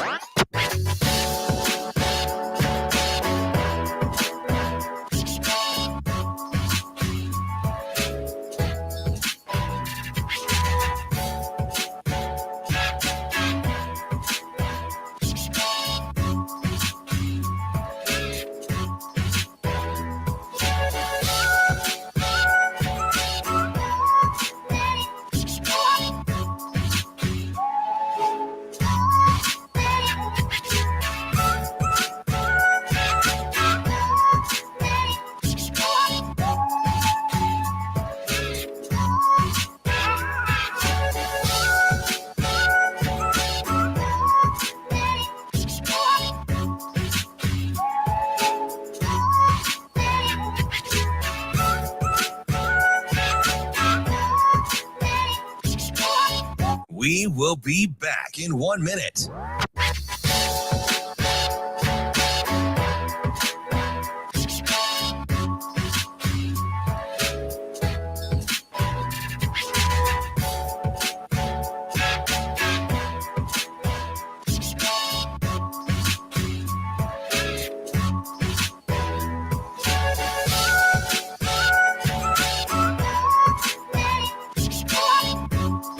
We will be back in 30 seconds.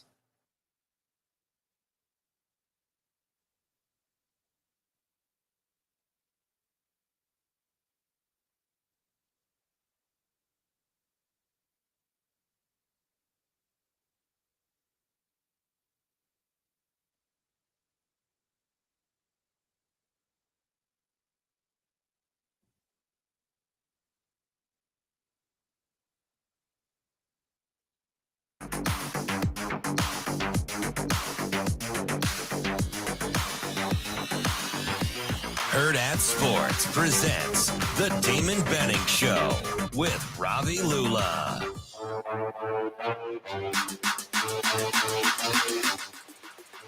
Welcome back to the Damon Benning Show with Ravi Lulla, and we are going to get to the sports six-pack in just a minute, but first, live from Hurrdat Sports Bar, man. It looks fantastic. It does. And in case you have a vehicle and it doesn't look so fantastic, you maybe need some repairs, or you're like me, thermostat light is probably has a lot to do with your oil change necessities. Yeah, maybe a little bit.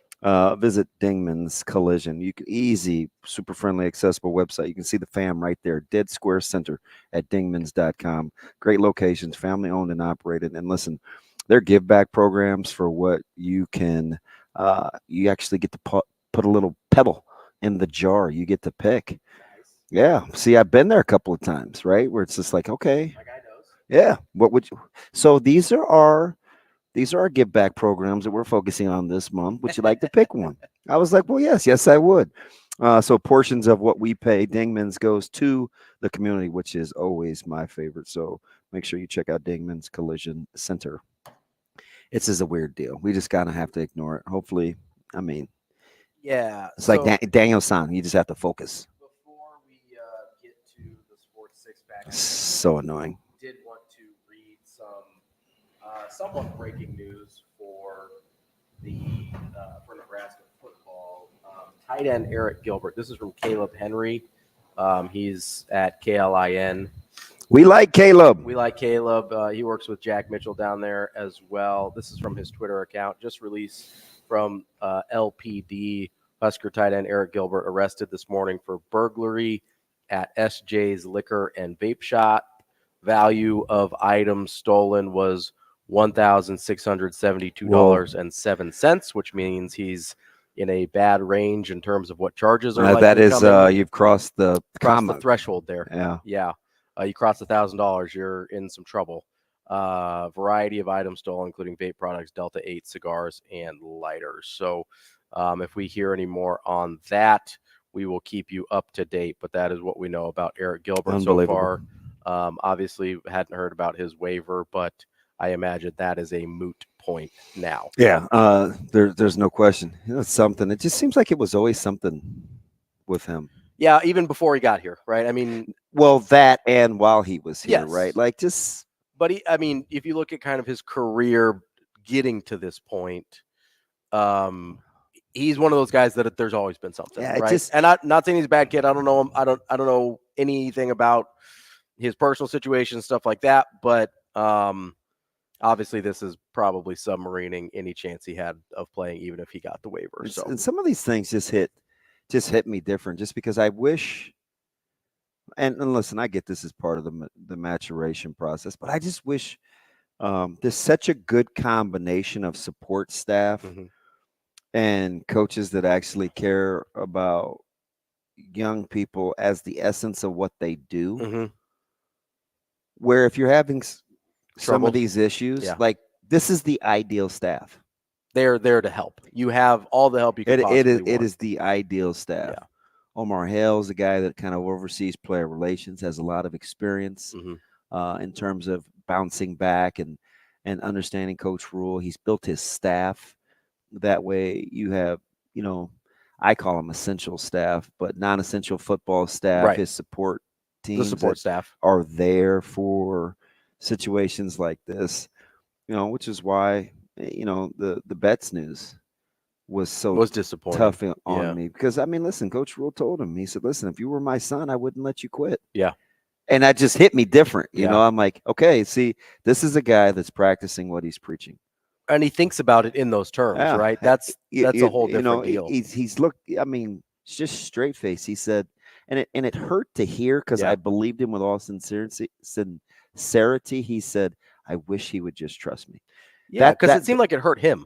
Oh, the fact that you have no idea. The fact that he has seemingly worked really hard to get Xavier Betts' trust, and then still felt like Xavier didn't trust him, I think hurt him on like a personal level.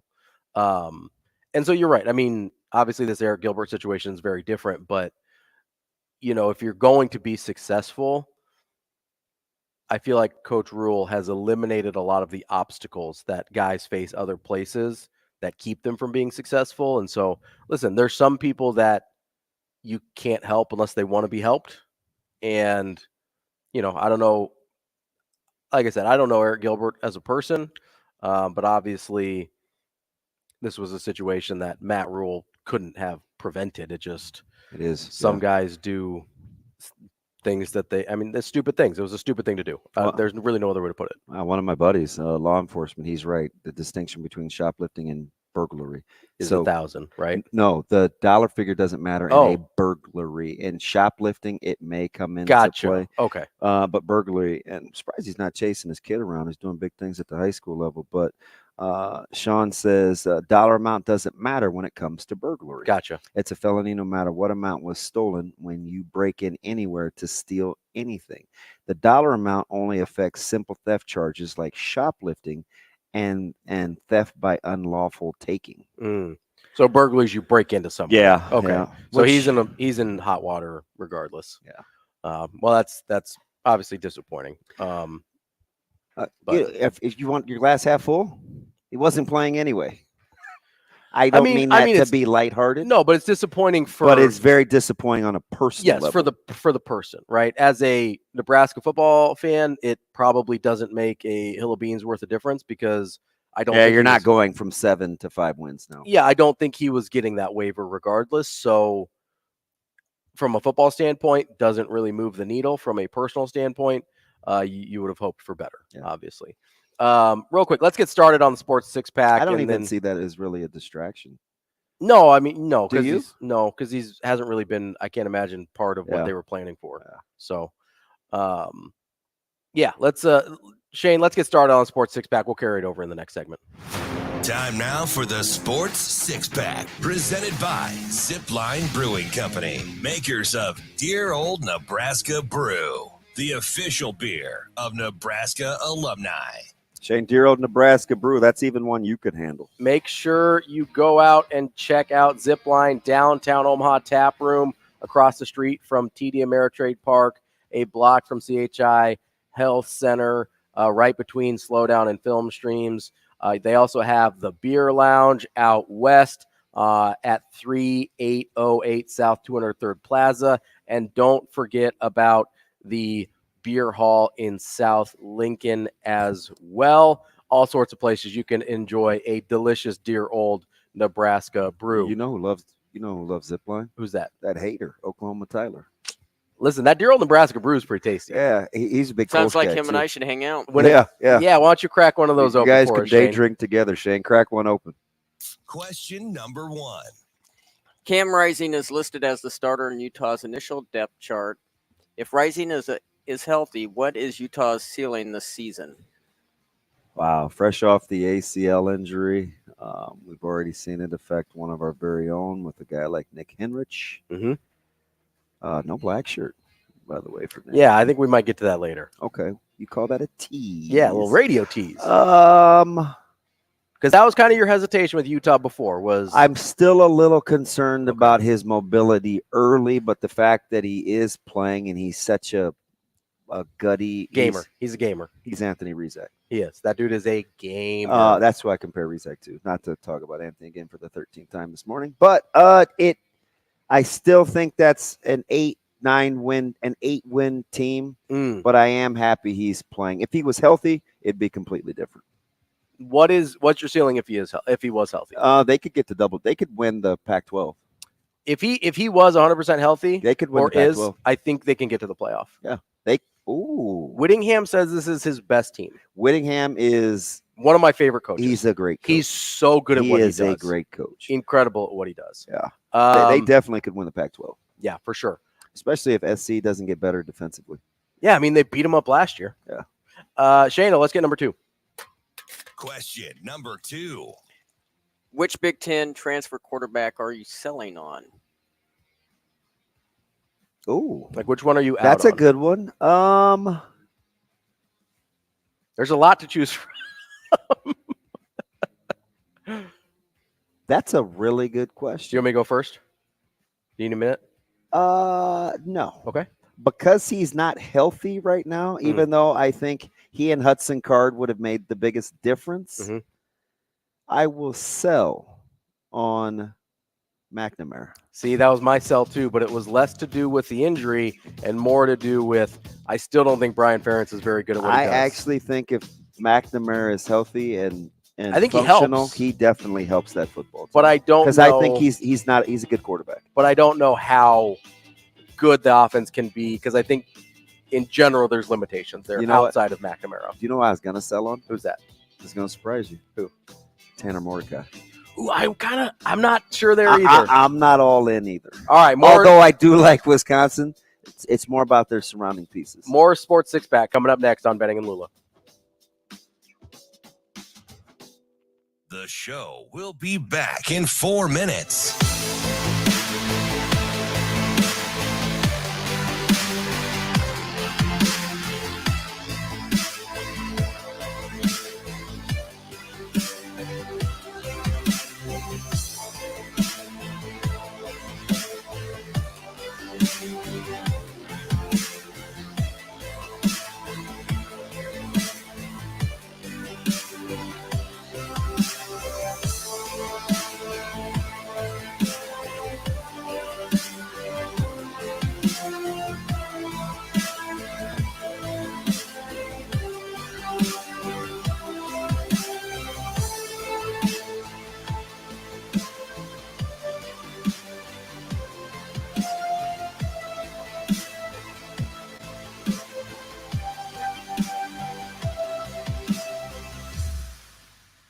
The show will be back in 3 minutes.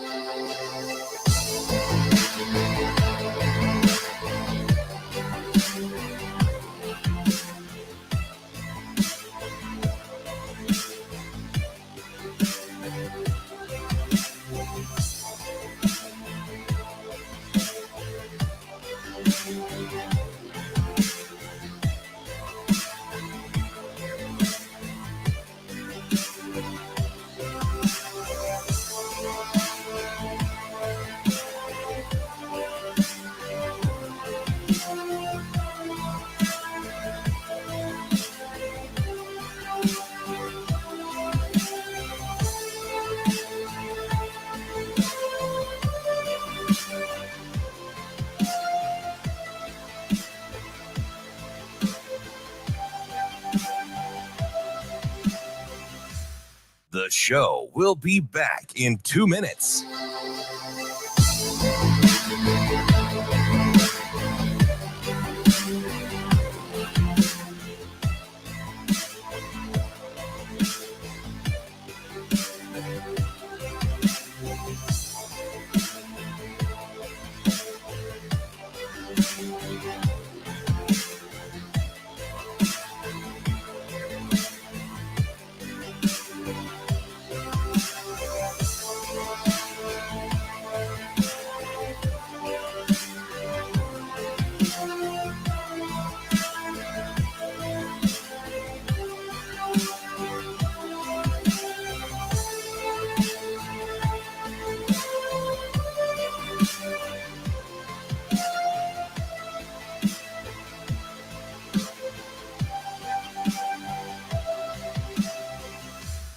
The show will be back in 1 minute.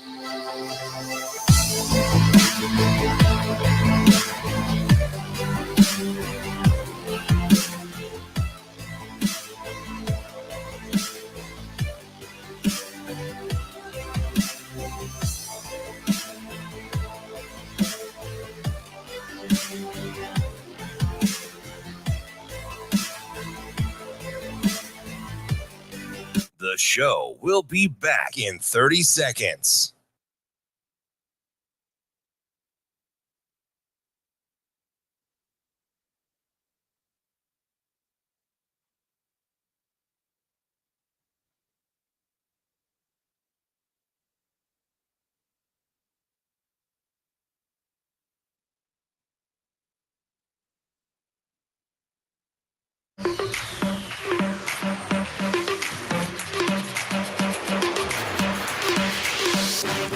Hurrdat Sports presents the Damon Benning Show with Ravi Lulla.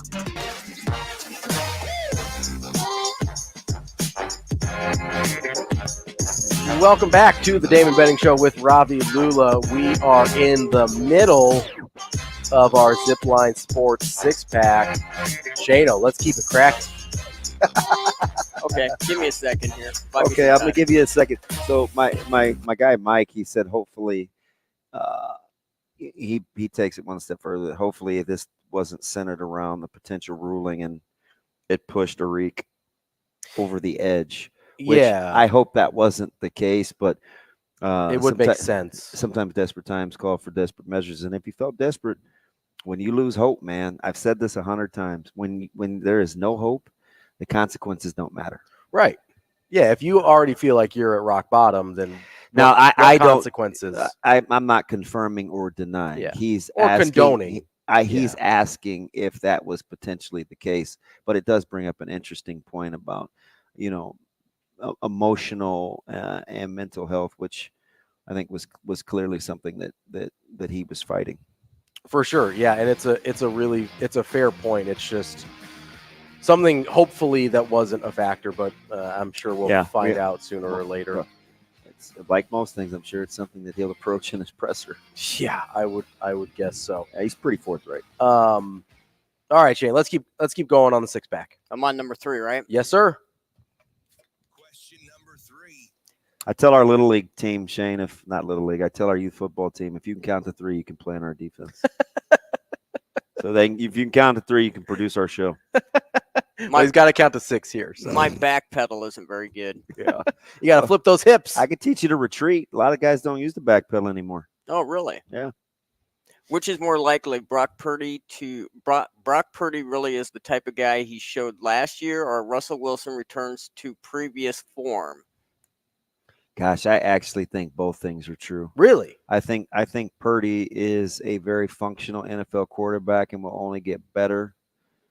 You could get Brocktober in the NFL. Yeah. He's kind of I don't know, winner may be a little strong, but he is better than his physical tools would indicate. Just a feel-good story. Yeah. But I also think Russell Wilson returns better than more last to year. form. Yeah.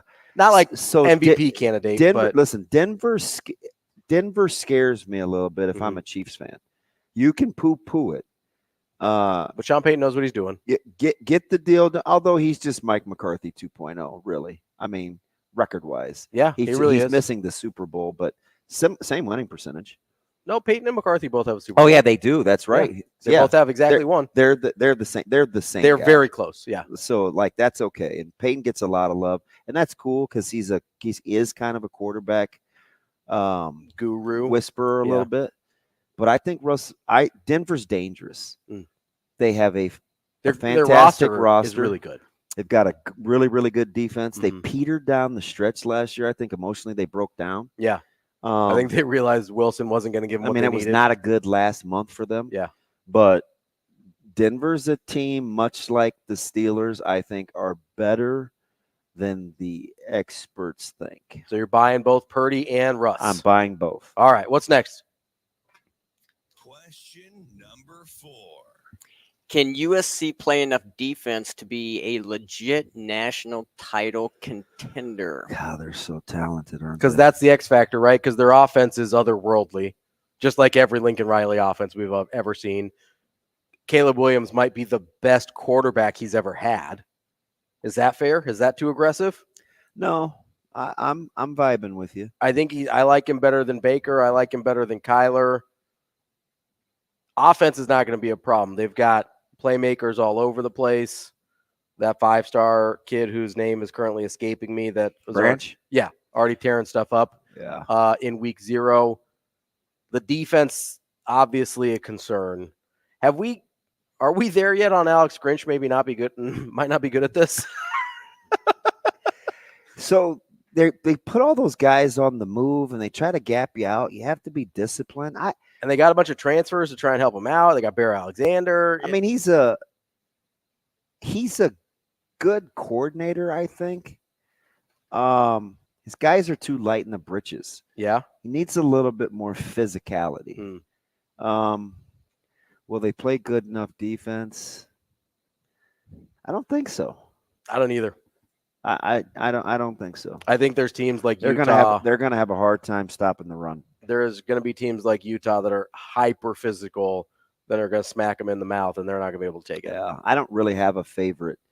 I think it could be one of 4 teams in the Pac-12. If UCLA gets good quarterback play, they're a dark horse. Yeah. I like Utah. Could be Oregon. Could be SC. It's probably those 4. I think I'm a Utah guy. I love Utah. Don't sleep on Oregon State either. Yeah, especially with DJ. They may have the best coach of the bunch. They might, and they got. Well, I'm not taking anybody over Whittingham, but. I'm just not. I love Whittingham. I'm with you. Yeah. You don't have to sell me. he's a non-household name and one of the few guys that was retained in that vaunted 2017-18 coaching hire carousel. Yeah. I think only 4 of the top 25 are at their still at their schools. Yeah. It's a staggering stat. It was a rough cycle. Yeah. For some big time, for huge in jobs. terms of names, huge coaches. jobs. Shane, what do we got? Question number 5. What player on offense for Nebraska are we not talking about that will have the biggest impact? Under a radar guy. You know, we're obviously talking a ton about Sims, talking a ton about that's a good one. Running back room. You got one? I've got 2. I don't want to say offense, defense, or both offense? Just offense. Or both. Yeah, this is just an offense question. Under the radar. Just guys that aren't getting a lot of run. I'll give you one. I hope he gets the first carry Thursday against Minnesota. Give me Barrett Liebentritt. Ooh, so one of mine's the other guy at that position, Bonner. I like Bonner. I like Borkature. I like Bonner. I think quietly, even without the Gilbert deal, it's a good tight end room. I think so too. Yeah. People are skeptical because Fedoni and Borkature, I like both a lot. And here's another especially one. Fedoni's healthy. Luke Lindenmeyer is a good player. Okay, there we go. And they like him a ton. And it's not just because he drilled us in the screen game a couple years ago. Mm-hmm. They love Lindenmeyer. Yeah. They like Borkature a ton. Fedoni's been a guy. Bonner has versatility. I'm not poo-pooing that tight end room at all. It's not as star-studded. No, but really, unless Fedoni is what we think he can be. But really good players. If Fedoni's what we think it can be, then all of a sudden it elevates that from really solid group to potential really dangerous group. My guys were Bonner, and then you named the other one, Borkature. Yeah. I think those are the 2 guys. I think Bonner could have the Jaheim Bell role in this offense that was really good at South Carolina. Bell now at Florida State after leaving South Carolina. Super versatile guy, line up a tight end, fullback, H-back, wherever I thought it him. was very interesting. You go back and watch the spring game because I'm kind of a degenerate, but like you see him come across in motion on those wham blocks. They throw it to him out of the kind of that the Brewington block is what we like to call it. And then they hand it to him on like veer and dive. It's like there's a lot of versatility in his game. I think so too. I think you could see, listen, I'm not talking about 1,000-yard rush or anything like that. I'm with you. But I think he could be a impactful offensive player that we're not necessarily talking about a ton. I don't hate that idea. All right, last one, Shano. Question number 6. What is a sports memory that has left you with an affinity for a random team? So something. Here's an example. This isn't my answer. got it. Oh, you good? Yeah. Do you have one?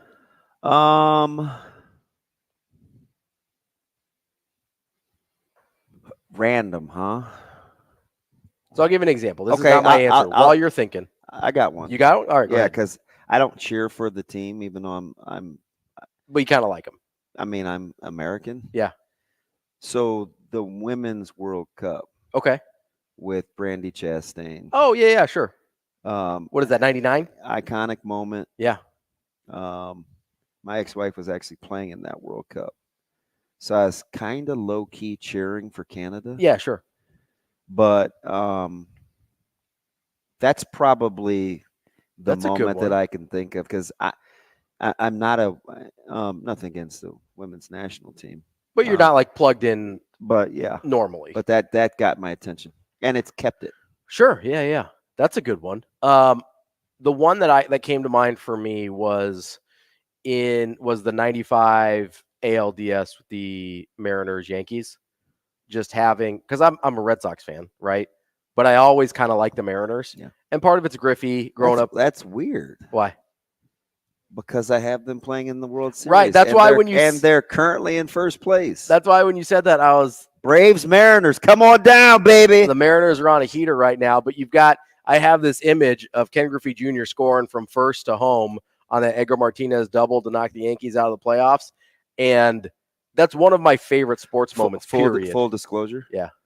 Ken Griffey Jr. is my favorite player that has never had to do with anything of a team that I cheer for. Yes. I never liked the Mariners. Yeah. I didn't like the Reds. But Griffey was I wanted to be Ken Griffey Jr. He was iconic, right? Always was a Griffey guy. I've got some of those like baseballism Griffey gear, like the hats and stuff. You know another weird one? What's that? This is super random, but I'm a big Work Done guy. I love Work Done. Like, love. I can't Work stand Done. FSU. I don't like anything. See, I like FSU, but you've got some personal history there. So. But I'm a big Work Done guy. Yeah. So there's a few of those guys that I like for no reason. It's funny because sometimes you see have these moments in like formative years, and then you kind of just hold on to like. I love the way Work Done ran. I'm still never got hit square. I go back to Can I give you FSU Virginia on a Thursday night with Barber going against Tiki Barber. What's in that, Shano? Charlottesville? Real quick, 86 Mets. I mean, you're a good guy. Get out of here. Are you a good guy? Strawberry and those guys. Get out of here. I could never just hate. We had Darryl Strawberry in the studio Yeah, once, and Shane almost melted. Doing it with the Red Sox guy. Yeah, that's like, rude. He's like that Irish fancy butter. We've got Mike J. Schaefer coming next on Benning and Lulla.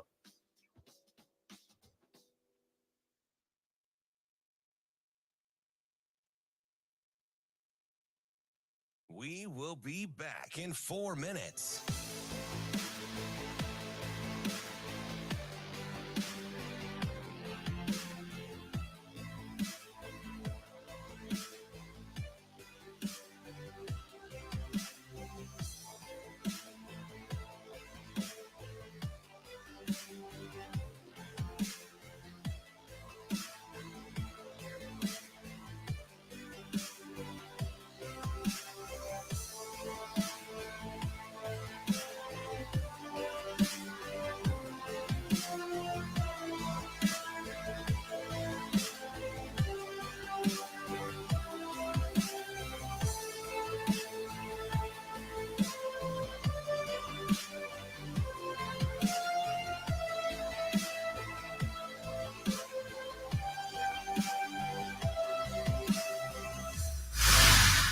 We will be back in 3 minutes.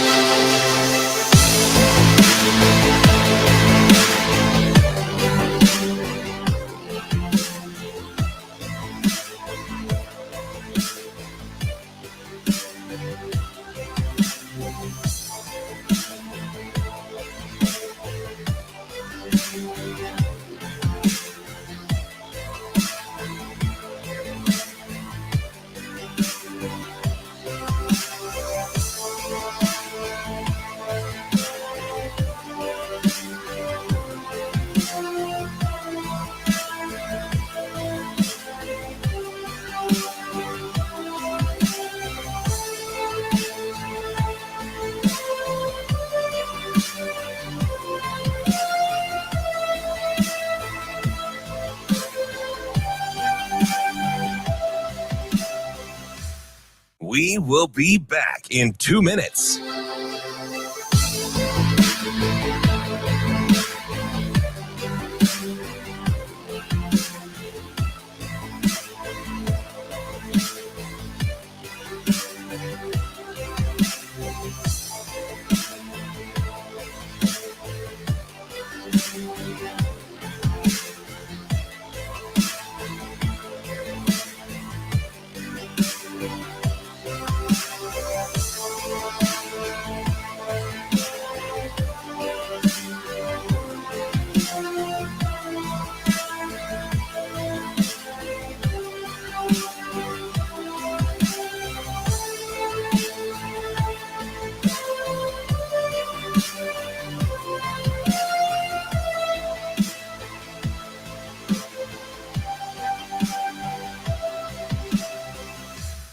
We will be back in 1 minute.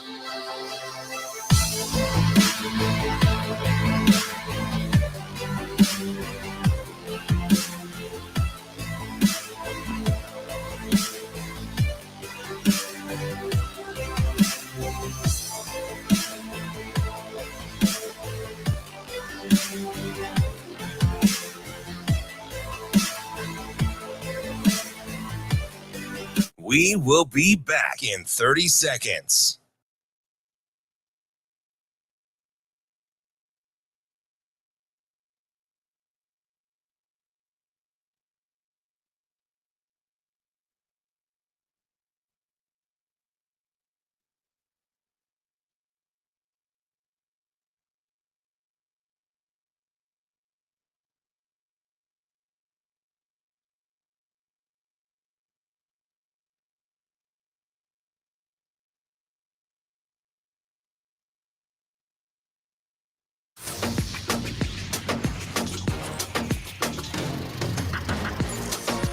Hurrdat Sports presents the Damon Benning Show with Ravi Lulla. Well, it's great when you line it up, and because you don't even really notice it until you get out there and you got the punt teams all black shirt, or just about all black shirts. So, that's really cool. And the number of single digits that's out there that's playing, because we try to always Coach Rhule's always wanted to get the best players on that team. So you look out there and you got 0, you got 2, you got 4, so that 6. So you got a bunch of guys out there on that punt team that make you feel really good that the peers think that they're the best players on the team. So that's always really powerful for us on special teams.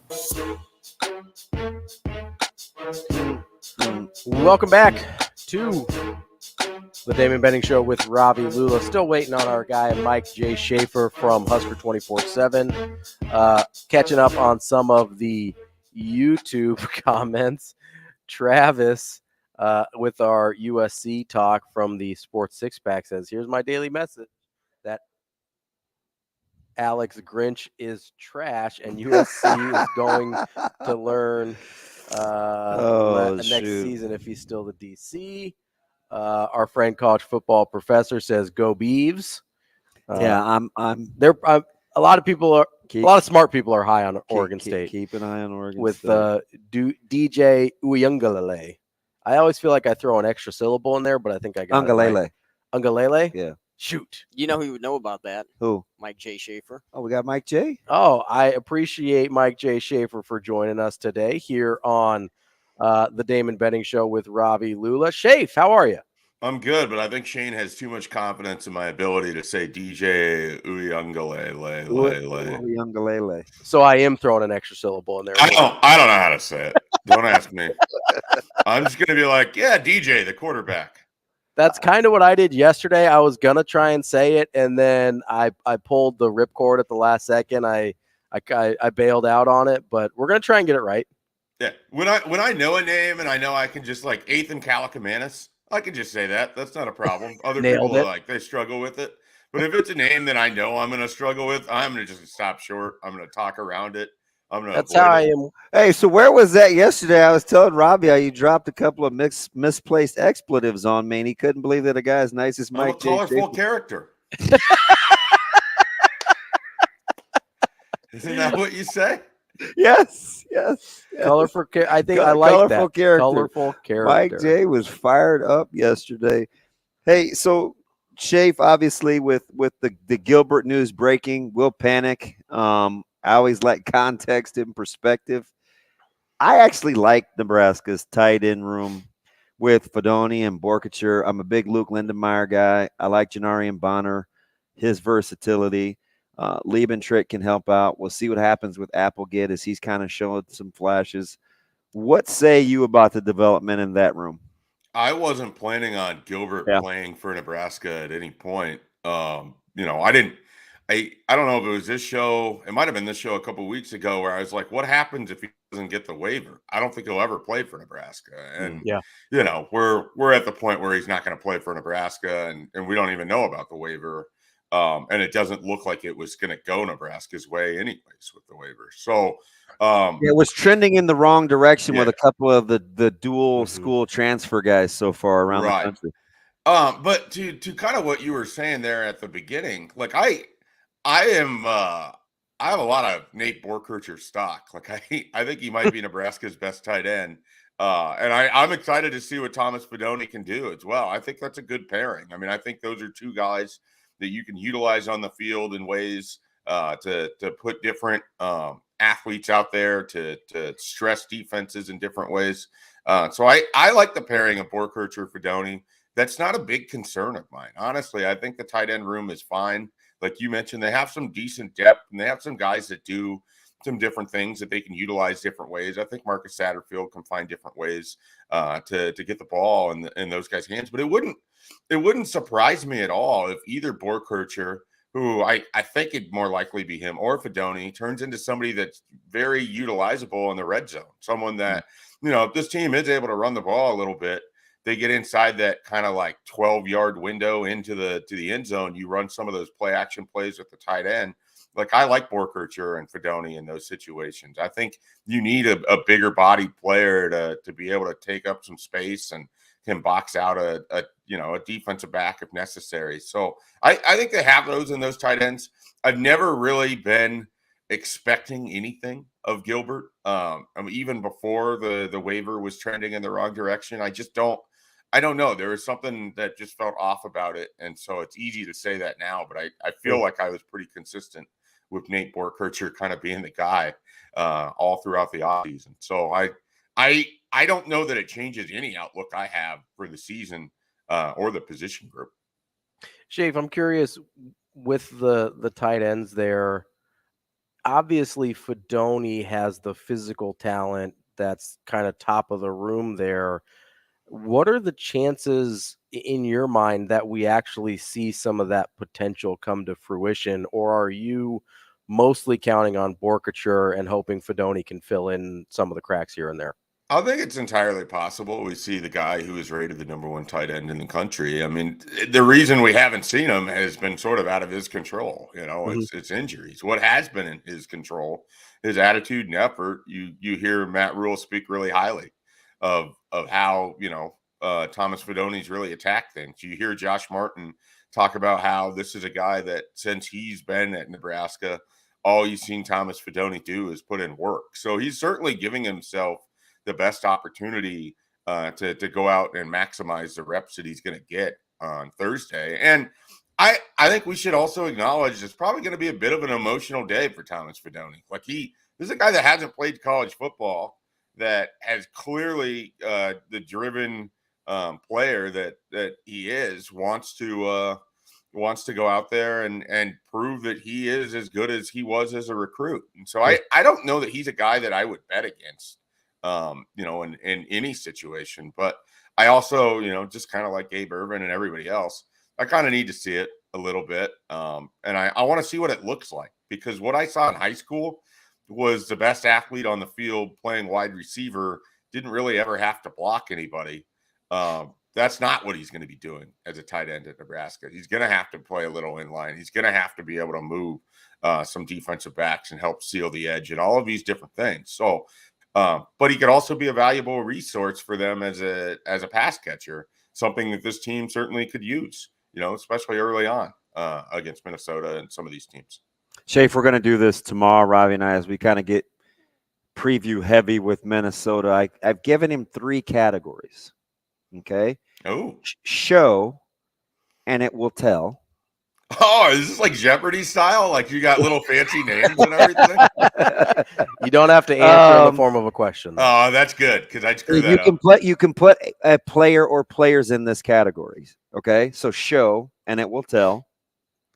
Now or never, and didn't see that coming, good or bad. No. Pick one. Now or never is always a favorite of mine. I write a lot of those in the off season. Okay, now or never.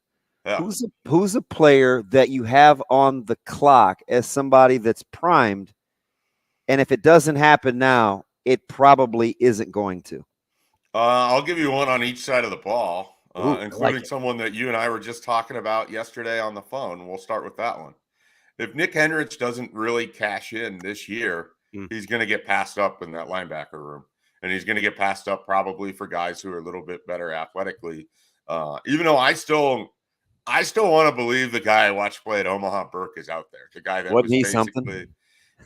He was like he was in the other team's huddle. Oh, I mean, it really was. His instincts, his ability to read and react, and the athleticism that he possessed to be in the right spot at the right time, like it felt like almost pre-natural to see that. And we haven't seen that version of Nick Henrich. And so when he got a single-digit number, I was pretty intrigued by that, which I don't want to fall in the habit of caring about this as much as it's being put out there, because I think it's more of a marketing thing than it is something else. I don't know, man. Did you hear Foley yesterday talk about the special teams in single digits? I don't know. I don't want to do this. I don't want to assign extra value on something that has nothing to do with what happens during. All right, head in the sand. It's all good. All right, Schaefer. That's me. People don't trust me. People don't have to follow me. Okay, so listen. They don't have to go to the depths of hell with me. They don't. Were you surprised that the single digit was awarded, but no black shirt? So yes, but I think we'll probably get more of an explanation from Rhule on that at some point. It seems like it's really going to be a week to week with who the black shirts are based on how they match up with the team that they're facing. So it could just be a thing where there's a certain number of black shirts, and then it's, based on the matchup, who's going to get more of the snaps, or the expected player could end up with a black shirt that week at practice. But so Nick Hendricks is one of those guys, and I'll give you the other on offense. And I mean, this one, it's been this for me the whole offseason. I've been the stick in the mud here. It's Gabe Ervin. Like, if Gabe Ervin isn't Nebraska's best running back this year, I don't know if we need to do another offseason of, you got to watch out for Gabe Ervin. Gabe Ervin's having a great spring, and he's an outstanding kid, and I feel like I'm such a jerk when I talk about him this way. But it's like, I need to see Gabe Ervin be the best running back on the field, and I need to see it happen Thursday. And otherwise, I'm just going to get disinterested again, because at no point when he was a freshman was he the best running back on the field. And he had a little bit of momentum last year before an offense that likely wasn't going to feature him that well anyways. And he fell to third or fourth on the depth chart. So I need to see what it is about Gabe Ervin that has everyone fired up in March, but I need it to happen in August and September. I get the feeling Ravi's in that category as well, but I don't want him to shoot his shot today. Gabe Ervin? Let me ask you something, because Ravi said something to me yesterday about Deshaun Singleton that we may use for Gabe Ervin too. He said if Deshaun Singleton, plays well, it will be a proof of concept in terms of how Nebraska can look at and develop talent. Is Gabe Ervin potentially a proof of concept? Could be. It could be. It could also just be catching somebody at the right time, which is what I think that's all we've heard since they've been here, right? Well, and so with Deshaun Singleton, I mean, that was a guy that they liked a lot last year. It just hadn't happened for him yet. Like, he's transitioning from junior college to the Power 5 level. Like, he just wasn't at the point where he was going to help them enough. But that didn't mean they didn't like what he was doing behind the scenes. And I think Gabe Ervin could be in that same category where you're just catching those guys at the right time in their careers for them to really sort of take off. And then you're blending it with your teaching, your development, what you want them to do. So it's always a blend. It's not going to be one or the other. But I think that they would both fall in kind of a similar path right there where, this staff is inheriting a guy. Blaise Gunnerson could be that too, where it's just someone that you're getting at the right stage of their career, Nash Hutmacher. But it requires everything. It requires them to put in the internal work. It requires them to have put themselves in this position, and it requires the new staff to come in and give them the opportunity and maximize what they're able to do. So I hesitate if someone that we're not expecting comes out and looks great. I hesitate to just be like, well, see, Matt Rhule just knows all the answers. It's not, you guys know this about football. It never quite works that way. You got to get a lot of effort from the player to put themselves in a position where they can do that. You know what's interesting about this whole exercise, which is why I'm excited for tomorrow too? Yeah. See, I would have put Gabe Ervin in the show, and it will tell. Okay. But I'm listening to Schaefer Now or Never, and I'm like, but if he doesn't, I could see that too. If he doesn't perform this year, he's going to get passed up by somebody. I mean, Emmett Johnson's coming. Like, there's Kawan Lacey's going to be here next year. Like, there's talent in that running back room that's going to take a job. I'm telling you, man, you guys better stop throwing dirt on my man Anthony Grant. I'm gonna get it's gonna. Well, I'm not using Anthony Grant as a now or never because he either plays or he's done after this year. So I mean, he's a literal now or never because he has no part of the definition of now or never, right? We're talking with Mike Schaefer from Husker 24/7. All right, so I'm going to ask you a question that I asked DB in the last segment. Who is a player on, and I'll ask for each side of the ball for you. I only asked DB about offense. Who's a player on each side of the ball that we aren't really talking about very much that you think is going to have a significant impact this season? Defense, it's hard because I feel like we've talked through a lot of the pieces. We certainly have. Are going to be valuable. So any name. Although, can I throw one out there for you for defense? Yeah, sure. I feel I'll like take help. I'll phone a friend. Let me just ask you the question and answer it for you, Schaefer. Thank you. I love this game. I'm an incredible interviewer. So a guy that we didn't talk about for seemingly like 4 or 5 months, but we talked about a lot in spring, and now we're sort of talking about again. Feels like it was Chief Borders. We forgot about him for like all summer, and then all of a sudden it's like, oh yeah, Chief Borders. He's good. Oh, you guys forgot about him? I kind of agree with that. 100%, like we just forgot about Chief Borders, and now it's like, oh, by the way, he's starting. He's got a black shirt, whatever. It's gonna be fine. Like, does that make sense to you? Like, we just sort of forgot about him. He did the pole vault thing, and then we're like, oh yeah, Chief Borders plays football too. And it was weird to hear Coach Rhule talk about his affinity for him because he talked about like this magnetic presence. He didn't really talk football. Didn't talk football. Yeah. Well, if you guys remember, all the way back, like MJ Sherman referred to Chief Borders as his sunshine. Yep, he and did. There was multiple players that talked about Chief Borders in the spring, but they talked about like what an inspiration he is and being around him day to day in the weight room, and like from a motivational aspect, it seemed like he had a really strong effect on a lot of those guys in the locker room. We didn't really hear about what he was doing on the football field, though. And so that might be kind of why he just sort of snuck up into this position where he's going to be playing a lot on Thursday. I don't know if that's the route that I would go, because I don't know what to expect that he's going to give you. I guess I'm sort of looking at that defensive line picture. Like Kai Wallen's a name that's at the back of the depth chart. That is someone that, I think Rhule spoke of it, or Tony White spoke of it. I mean, this is a guy that put on a bunch of weight once he got to a college, lifting program. He, I think, has quietly been pretty steady as a defensive lineman. Like, he's one of those guys that I think isn't going to have a huge impact in terms of stats, but could be a really helpful piece because he could prevent, a big drop off when he comes in that second level. Like, he can give you production from there. And Kai Wallen's one of those guys we forgot about in this defensive line class that they are marveling about, guys. Like this group they put together in 2023, they're really excited about it. Like I want to see if a guy like Riley Van Poppel plays past his 4 games, if he's able to break into the depth chart at all, things of that nature. Like they've got some really intriguing pieces along the defensive line for the future. And I think Kai Wallen is one of those, but we don't talk about him a lot. So I guess my answer there is probably Wallen. What do we make of? Let me give you another one because he may crack the starting lineup. I think he came in as kind of most people thought defense. Mm-hmm. What are you making of Justin Evans Jenkins? Yeah, this is a guy that doesn't fit the prototype. It's wild to just see that depth chart on offense, and you're looking at some of these names, and it's like, well, there's a true freshman. There's a true freshman. There's a guy that, when he came here, nobody really quite knew what Justin Evans Jenkins was, but Frost loved him. Like that was a guy that Frost wanted in their offensive line room.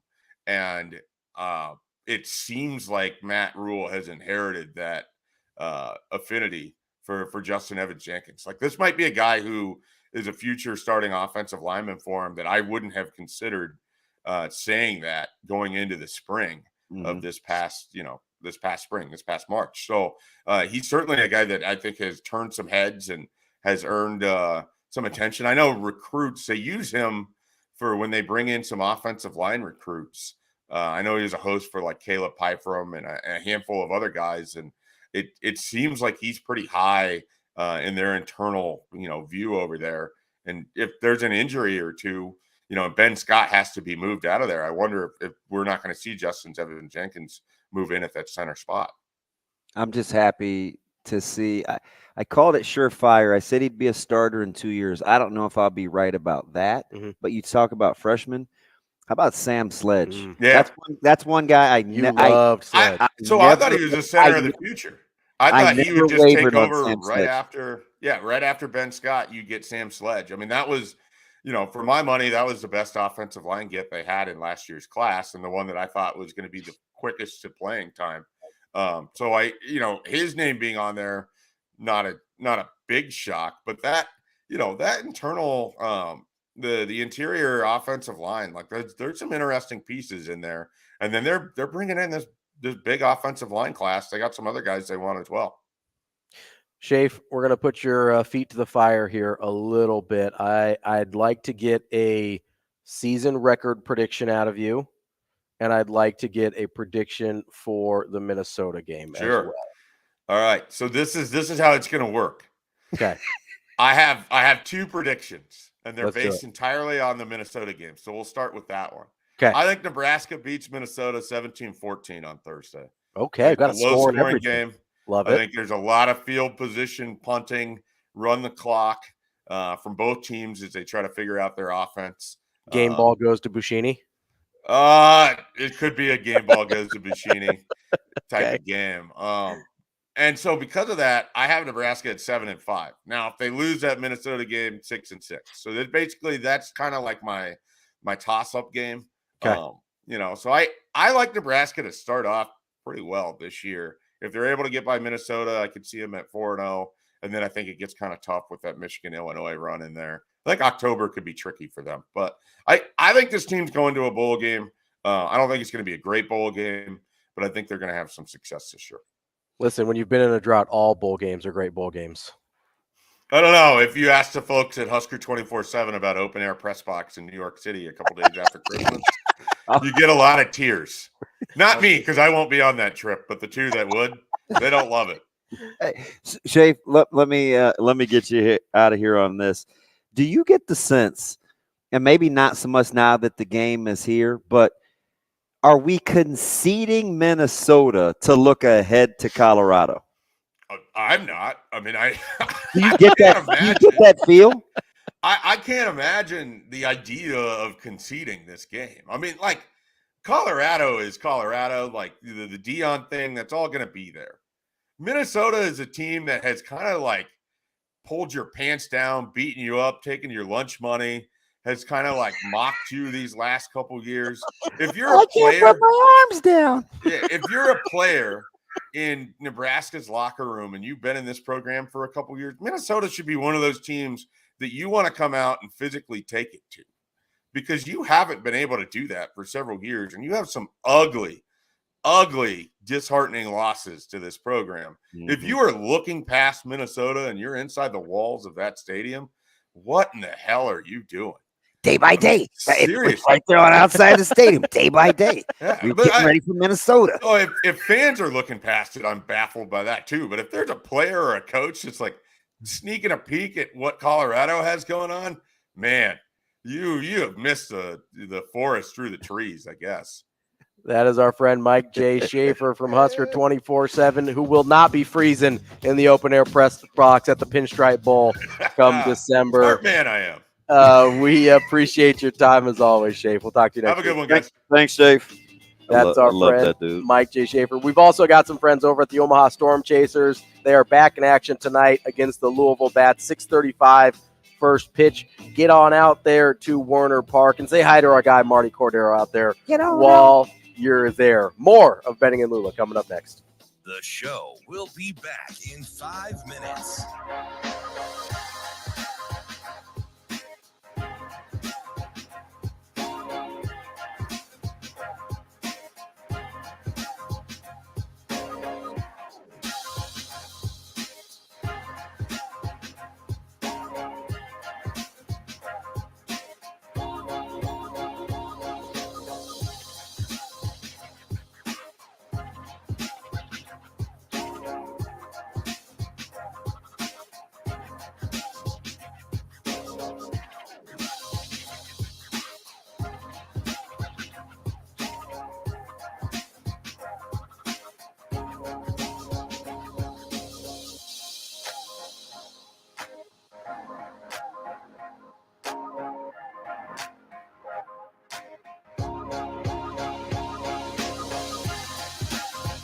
The show will be back in 4 minutes.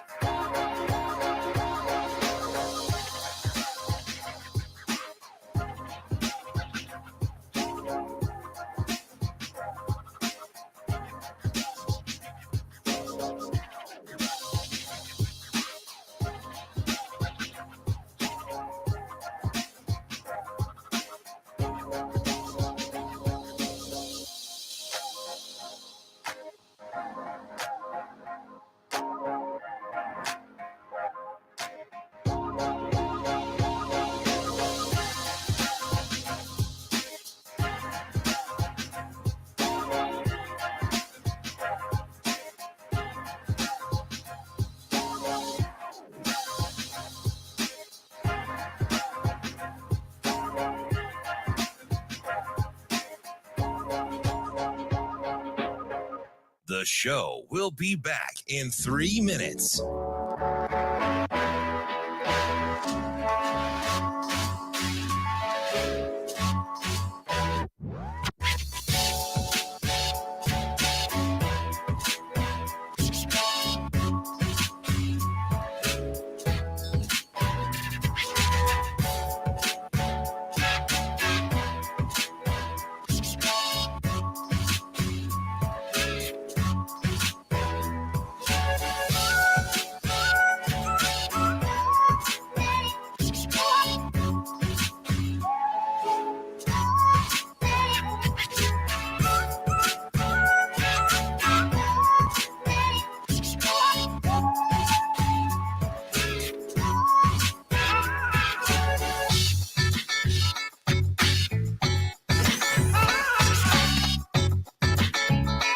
The show will be back in 2 minutes.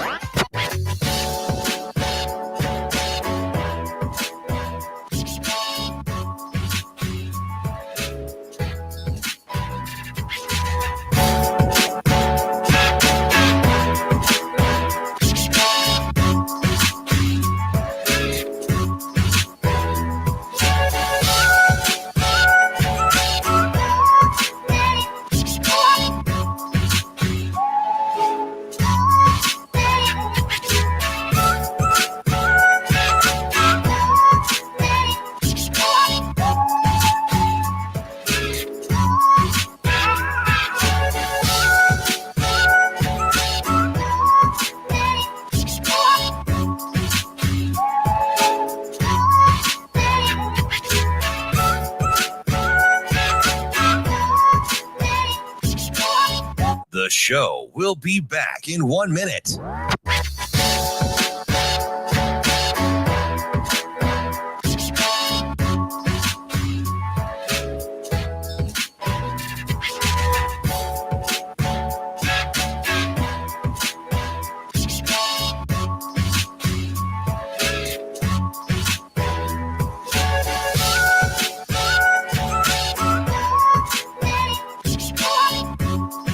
The show will be back in 30 seconds.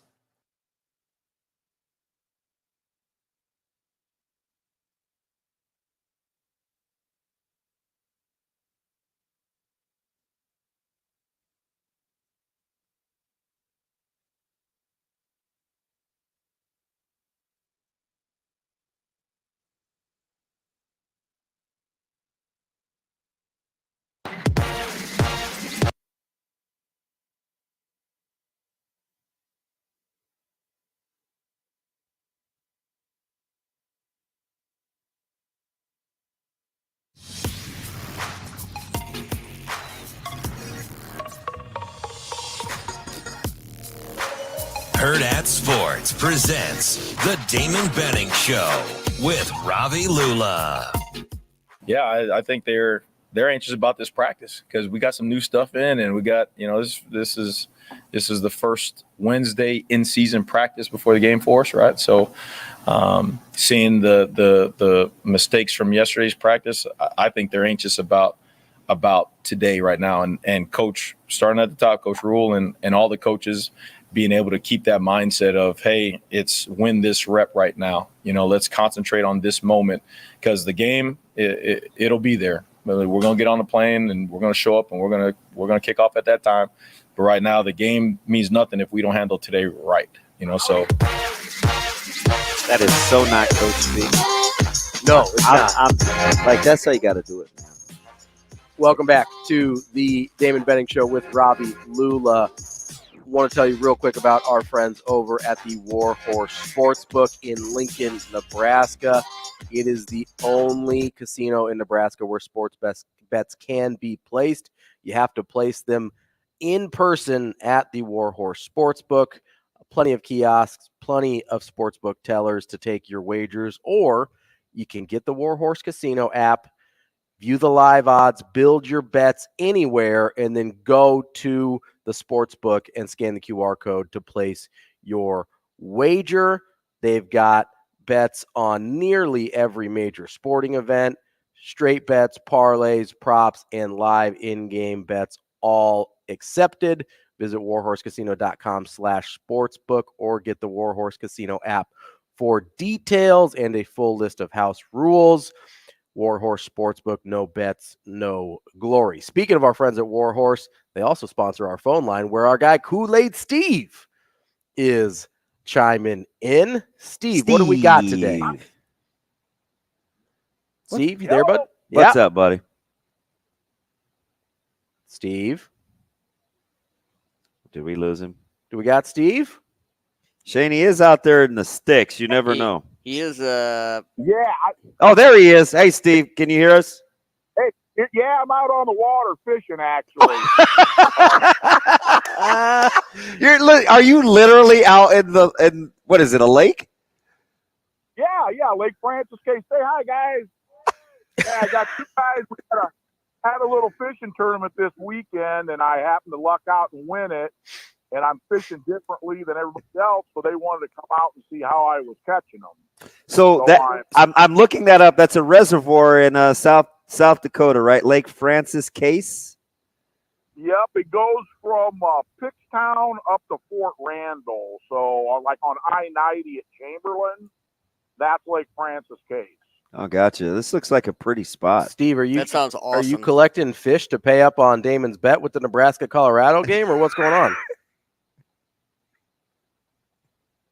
Oh, please tell me we didn't lose him. We might not have a great connection out on the lake there. There he is. Yeah, I've got some stored up, and I actually packaged them up. Let's go. Fillets and each bag, you know. But so I will know a heck of a lot more about Colorado and Nebraska after Thursday, right? Yeah, so, Colorado's got a toughie with TCU. Like, who do you think tells you more about the next matchup, Nebraska or Colorado?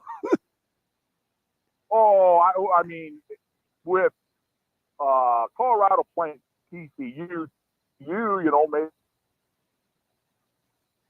and I truly don't know, who they have coming back.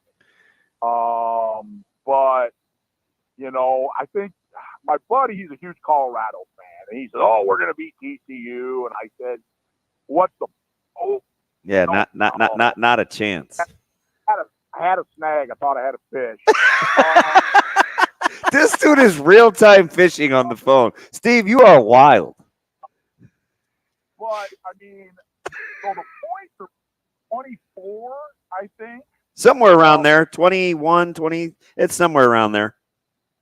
Yeah, I mean, I don't know. I would think that Colorado would cover that. I don't know. What's the points on the Nebraska-Minnesota game? So Minnesota is favored by 7.5. Oh, okay. Well, I don't know. We'll see. I mean, truly, both teams have, all new players. So, yeah. It's just interesting. Yeah, Steve, I'm not going to kid you. I'm a little jealous looking at this lake. What now? DB's a little jealous of your current location. I'm sorry, say that one more time. The location is pretty. Like, I'm a little jealous of this location. He may be breaking up, Shane. We can get back to him. Hello? You there? Yeah, we're here, Steve. Can you hear me okay? Yeah, I can hear you now. I'm sorry. We don't get great cell coverage out here. Hey, Steve, go ahead. Finish your thoughts for me, buddy. Well, Damon, call me. You've got my phone number. I do. Call me and I'll give you particulars of exactly where I'm at. But so we're still, you and Robbie, 21 points on the Colorado game for each 8 fillets versus a large pizza from Mama. I got you. I'm thinking about ways to prepare the fish as we speak. Well, if you call me on your cell phone, I'll send you some pictures.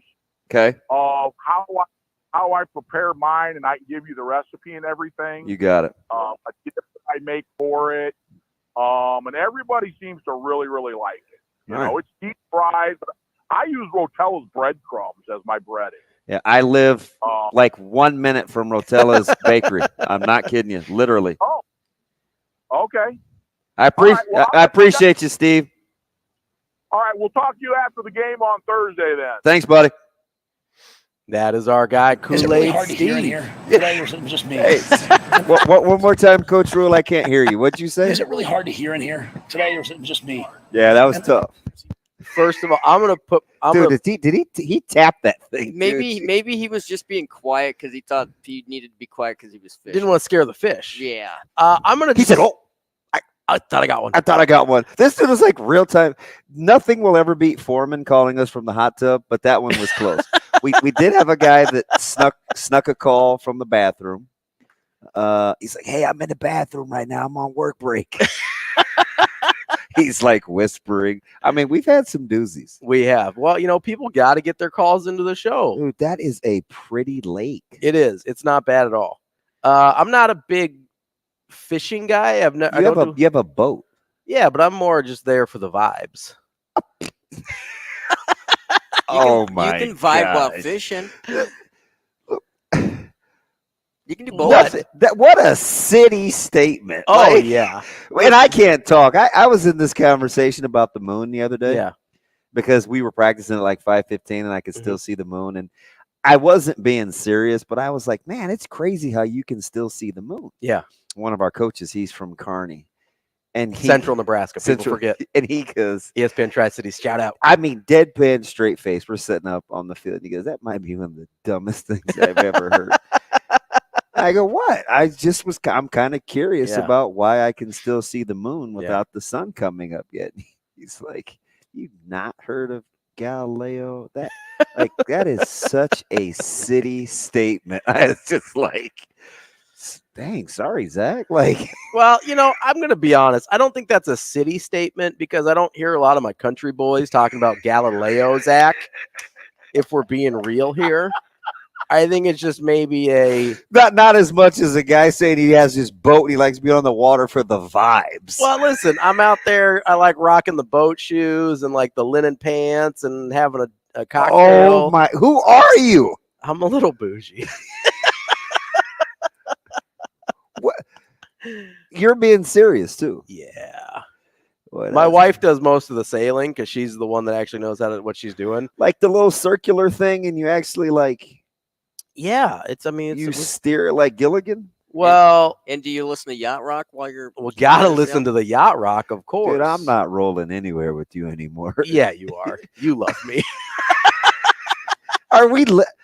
And even if you didn't, your mom would be like, Damon. Be nice I know. to Robbie." I know, right? I'm low key mortified. Why? Okay? I was cool with the boat. I mean, you do you. Man, Pippin's got some guys have boats, right? Yeah. But you went with the linen pants and the boat shoes reference. You're doing too much. No, that's just my vibes. Oh my god. Listen, so no, here's the deal with the boat, right? So the wife has been sailing since she was a kid. And so she wanted a sailboat. And I was like, that's fine. But she used to race these little 15-foot snipes.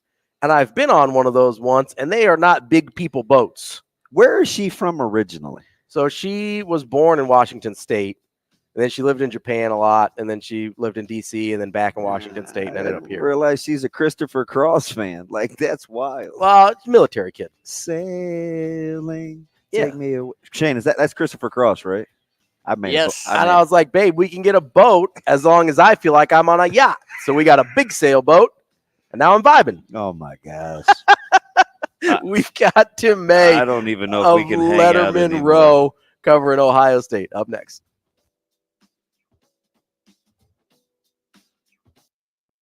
The show will be back in 4 minutes.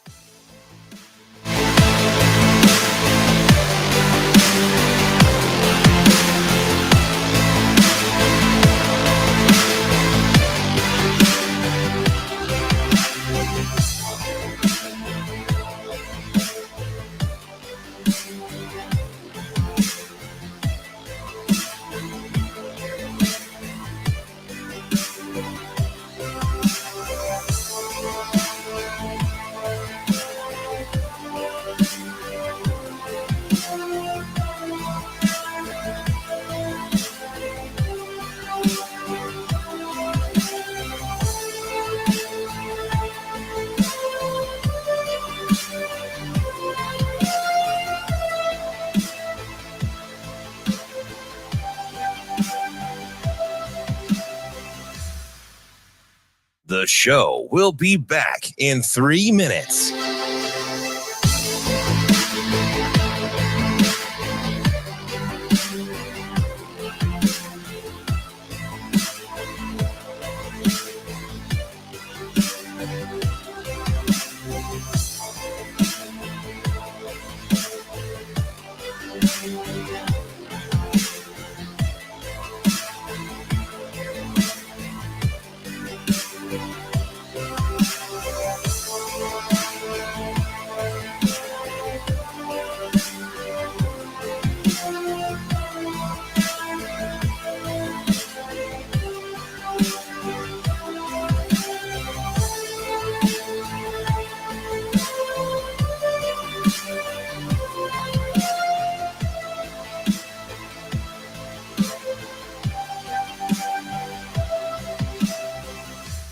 The show will be back in 2 minutes.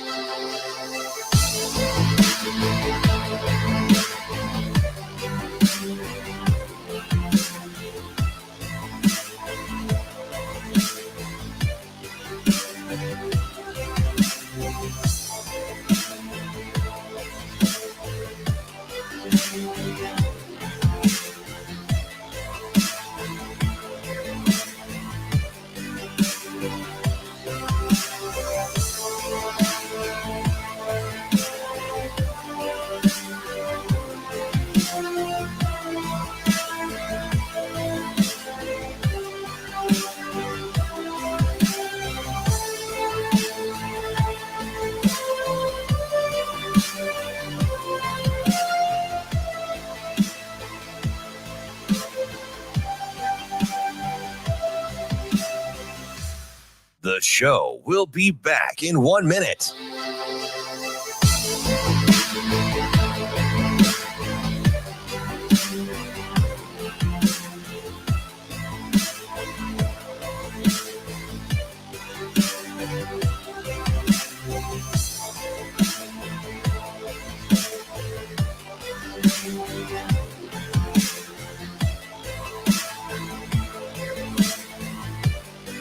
The show will be back in 30 seconds.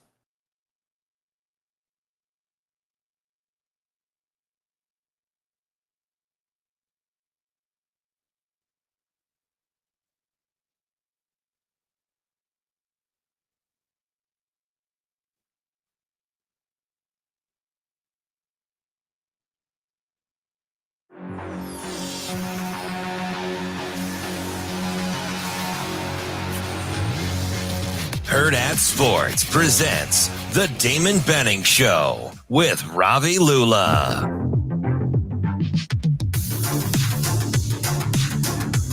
Welcome back to the Damon Benning Show with Ravi Lulla. We are wrapping up the Tuesday show here with our guy, Tim May. He covers Ohio State for Letterman Row. Tim, how are you today? I'm pretty good, my man. How are you doing? We're hanging in there, Tim, man. It's always good. I know that feeling. Go ahead now. You know, it's interesting. We tongue in cheek yesterday, we were just joking about Coach Day, right? 45-6, but for some reason, this seems like a critical year to beat Michigan. Like, is that not one of the more laughable things? Or are you like, oh, now wait a minute, now there's something to that? No, there's always something to it, right? I mean, the idea that, you don't even like to get there from the standpoint of there's so many games to play between now and the Michigan game for those guys. But, of course, when that Michigan game rolls around, the 2 straight losses are going to be played up huge, because just like the last 2 years, it's not just that they lost each year to Michigan, but it kept them from going to the Big Ten championship game, where they had won every one of them for the last almost 4 or 5 years. And number 2, put in jeopardy their shot at going to the college football playoffs. Obviously, they didn't go to it in 2021, but won the Rose Bowl. But hey, who cared about that, right? And then last year, of course, they made the college football playoff anyway, and missed field goal, or in my opinion, not being able to stop Georgia when they needed to in the fourth quarter, which was bigger than the Mississippi. Well, they all added up. You know how it goes. Yeah. But the bottom line is they came that close to probably playing TCU and playing for the national championship. And by the way, Georgia laid waste to TCU in the championship game. There's a good chance Ohio State was going to do the same thing. So, fellas, we're already into a new era. Now we're headed next year into the deep waters of the new era.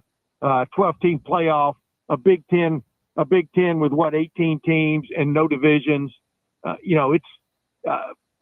think priorities, they're going to shift slowly, probably, but the idea that Ohio State next year could play Michigan, the final game of the regular season, and then play them again the next week in the college football playoff, the Big Ten championship game, and then if they split, those first two games, heck, one of them could be number 5 or 6 in the rankings, the other could be number 12 or 11, and play again the next game. So we're into a new era. I'm not sure how good it's going to be. I'm not going to knock it before we watch it, but just an interesting time. As I like to tell people, the Michigan game, if losing the game got you fired, Jim Harbaugh would have been fired 4 or 5 years ago.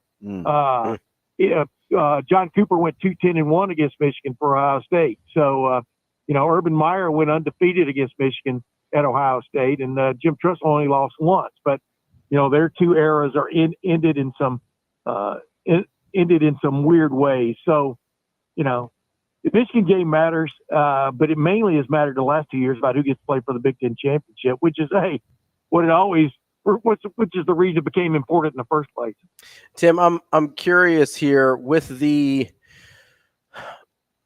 way Ryan Day inherited the program. How do you weigh taking over a talent-loaded and fairly good situation versus what he's actually done as a head coach now that we're several years past the Urban Meyer era? How do you kind of weigh that in your head when you're thinking about, whether we like it or not, if he loses to Michigan again, it's going to be a warmer seat than he'd like.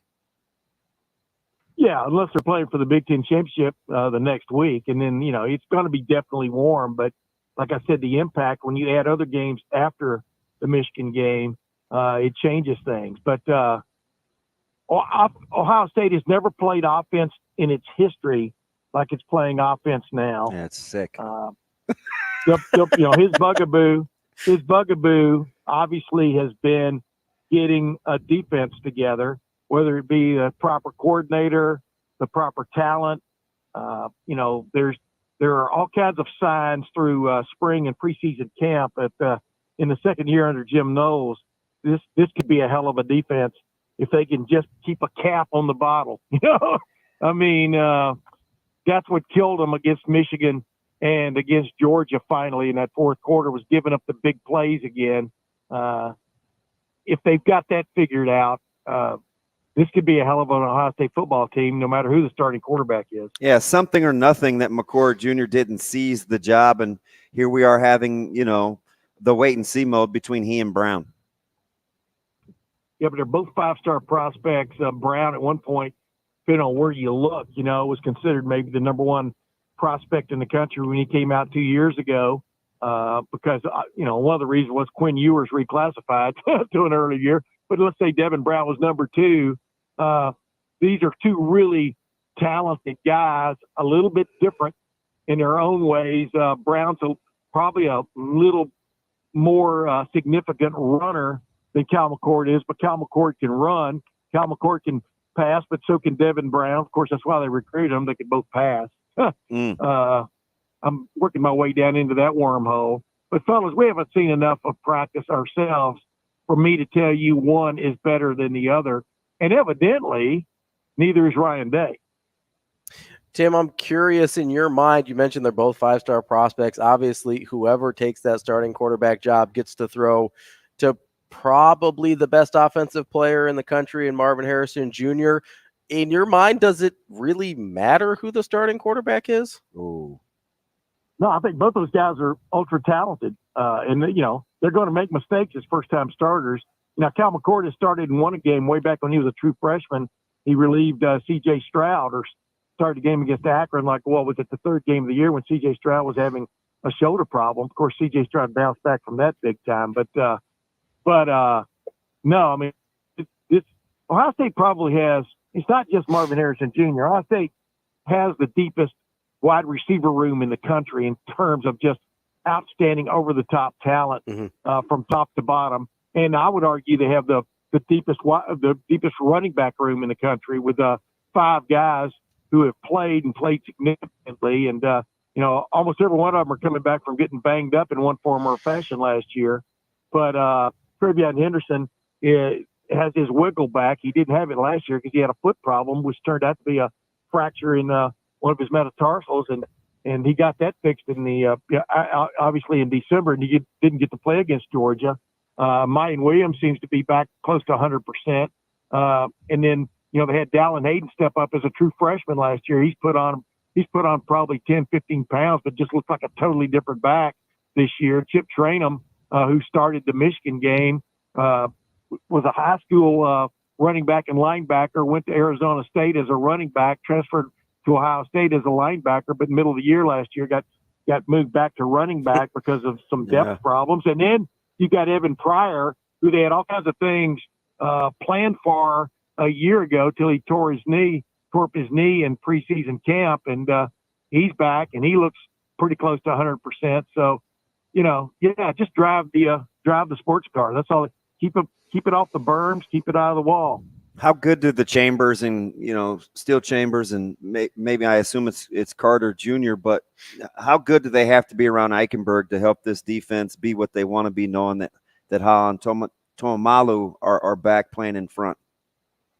Yeah, JT Tuimoloau and Jack Sawyer. Now that Jack Sawyer is back to full-time defensive end, the last 2 weeks especially, according to reports from the coaches, he stepped his game up big time. They think you have 2 bookend defensive ends again, along with a guy to keep an ear out for his name or an eye out for his highlights. It's Kenyatta Jackson, who really blossomed in the spring and just looks like he's wearing number 97, the same number the Bosa brothers wore, and he looks the part. And then Caden Curry, a guy that they got a year ago, who has went through some ups and downs as a freshman, but they really like him coming off the edge also. And then, but the guy, Tommy Eichenberg, who got basically snubbed by the Butkus Award last year, may be the best linebacker in the Big Ten. There can be some arguments there. Steel Chambers is back, obviously, so the 2 starting linebackers are back, but a guy to keep your eye on is a guy named C.J. Hicks, wears number 11, and reminds you of Micah Parsons, not just with the number, just the way he plays. And then there was a kid who played for Ohio State way back in the mid-'90s. I go all the way back, of course, but I covered his dad. Lorenzo Styles was the linebacker back in the mid-'90s. His son, Sonny Styles, could be the true breakout defensive player in the Big Ten this year if he stays healthy.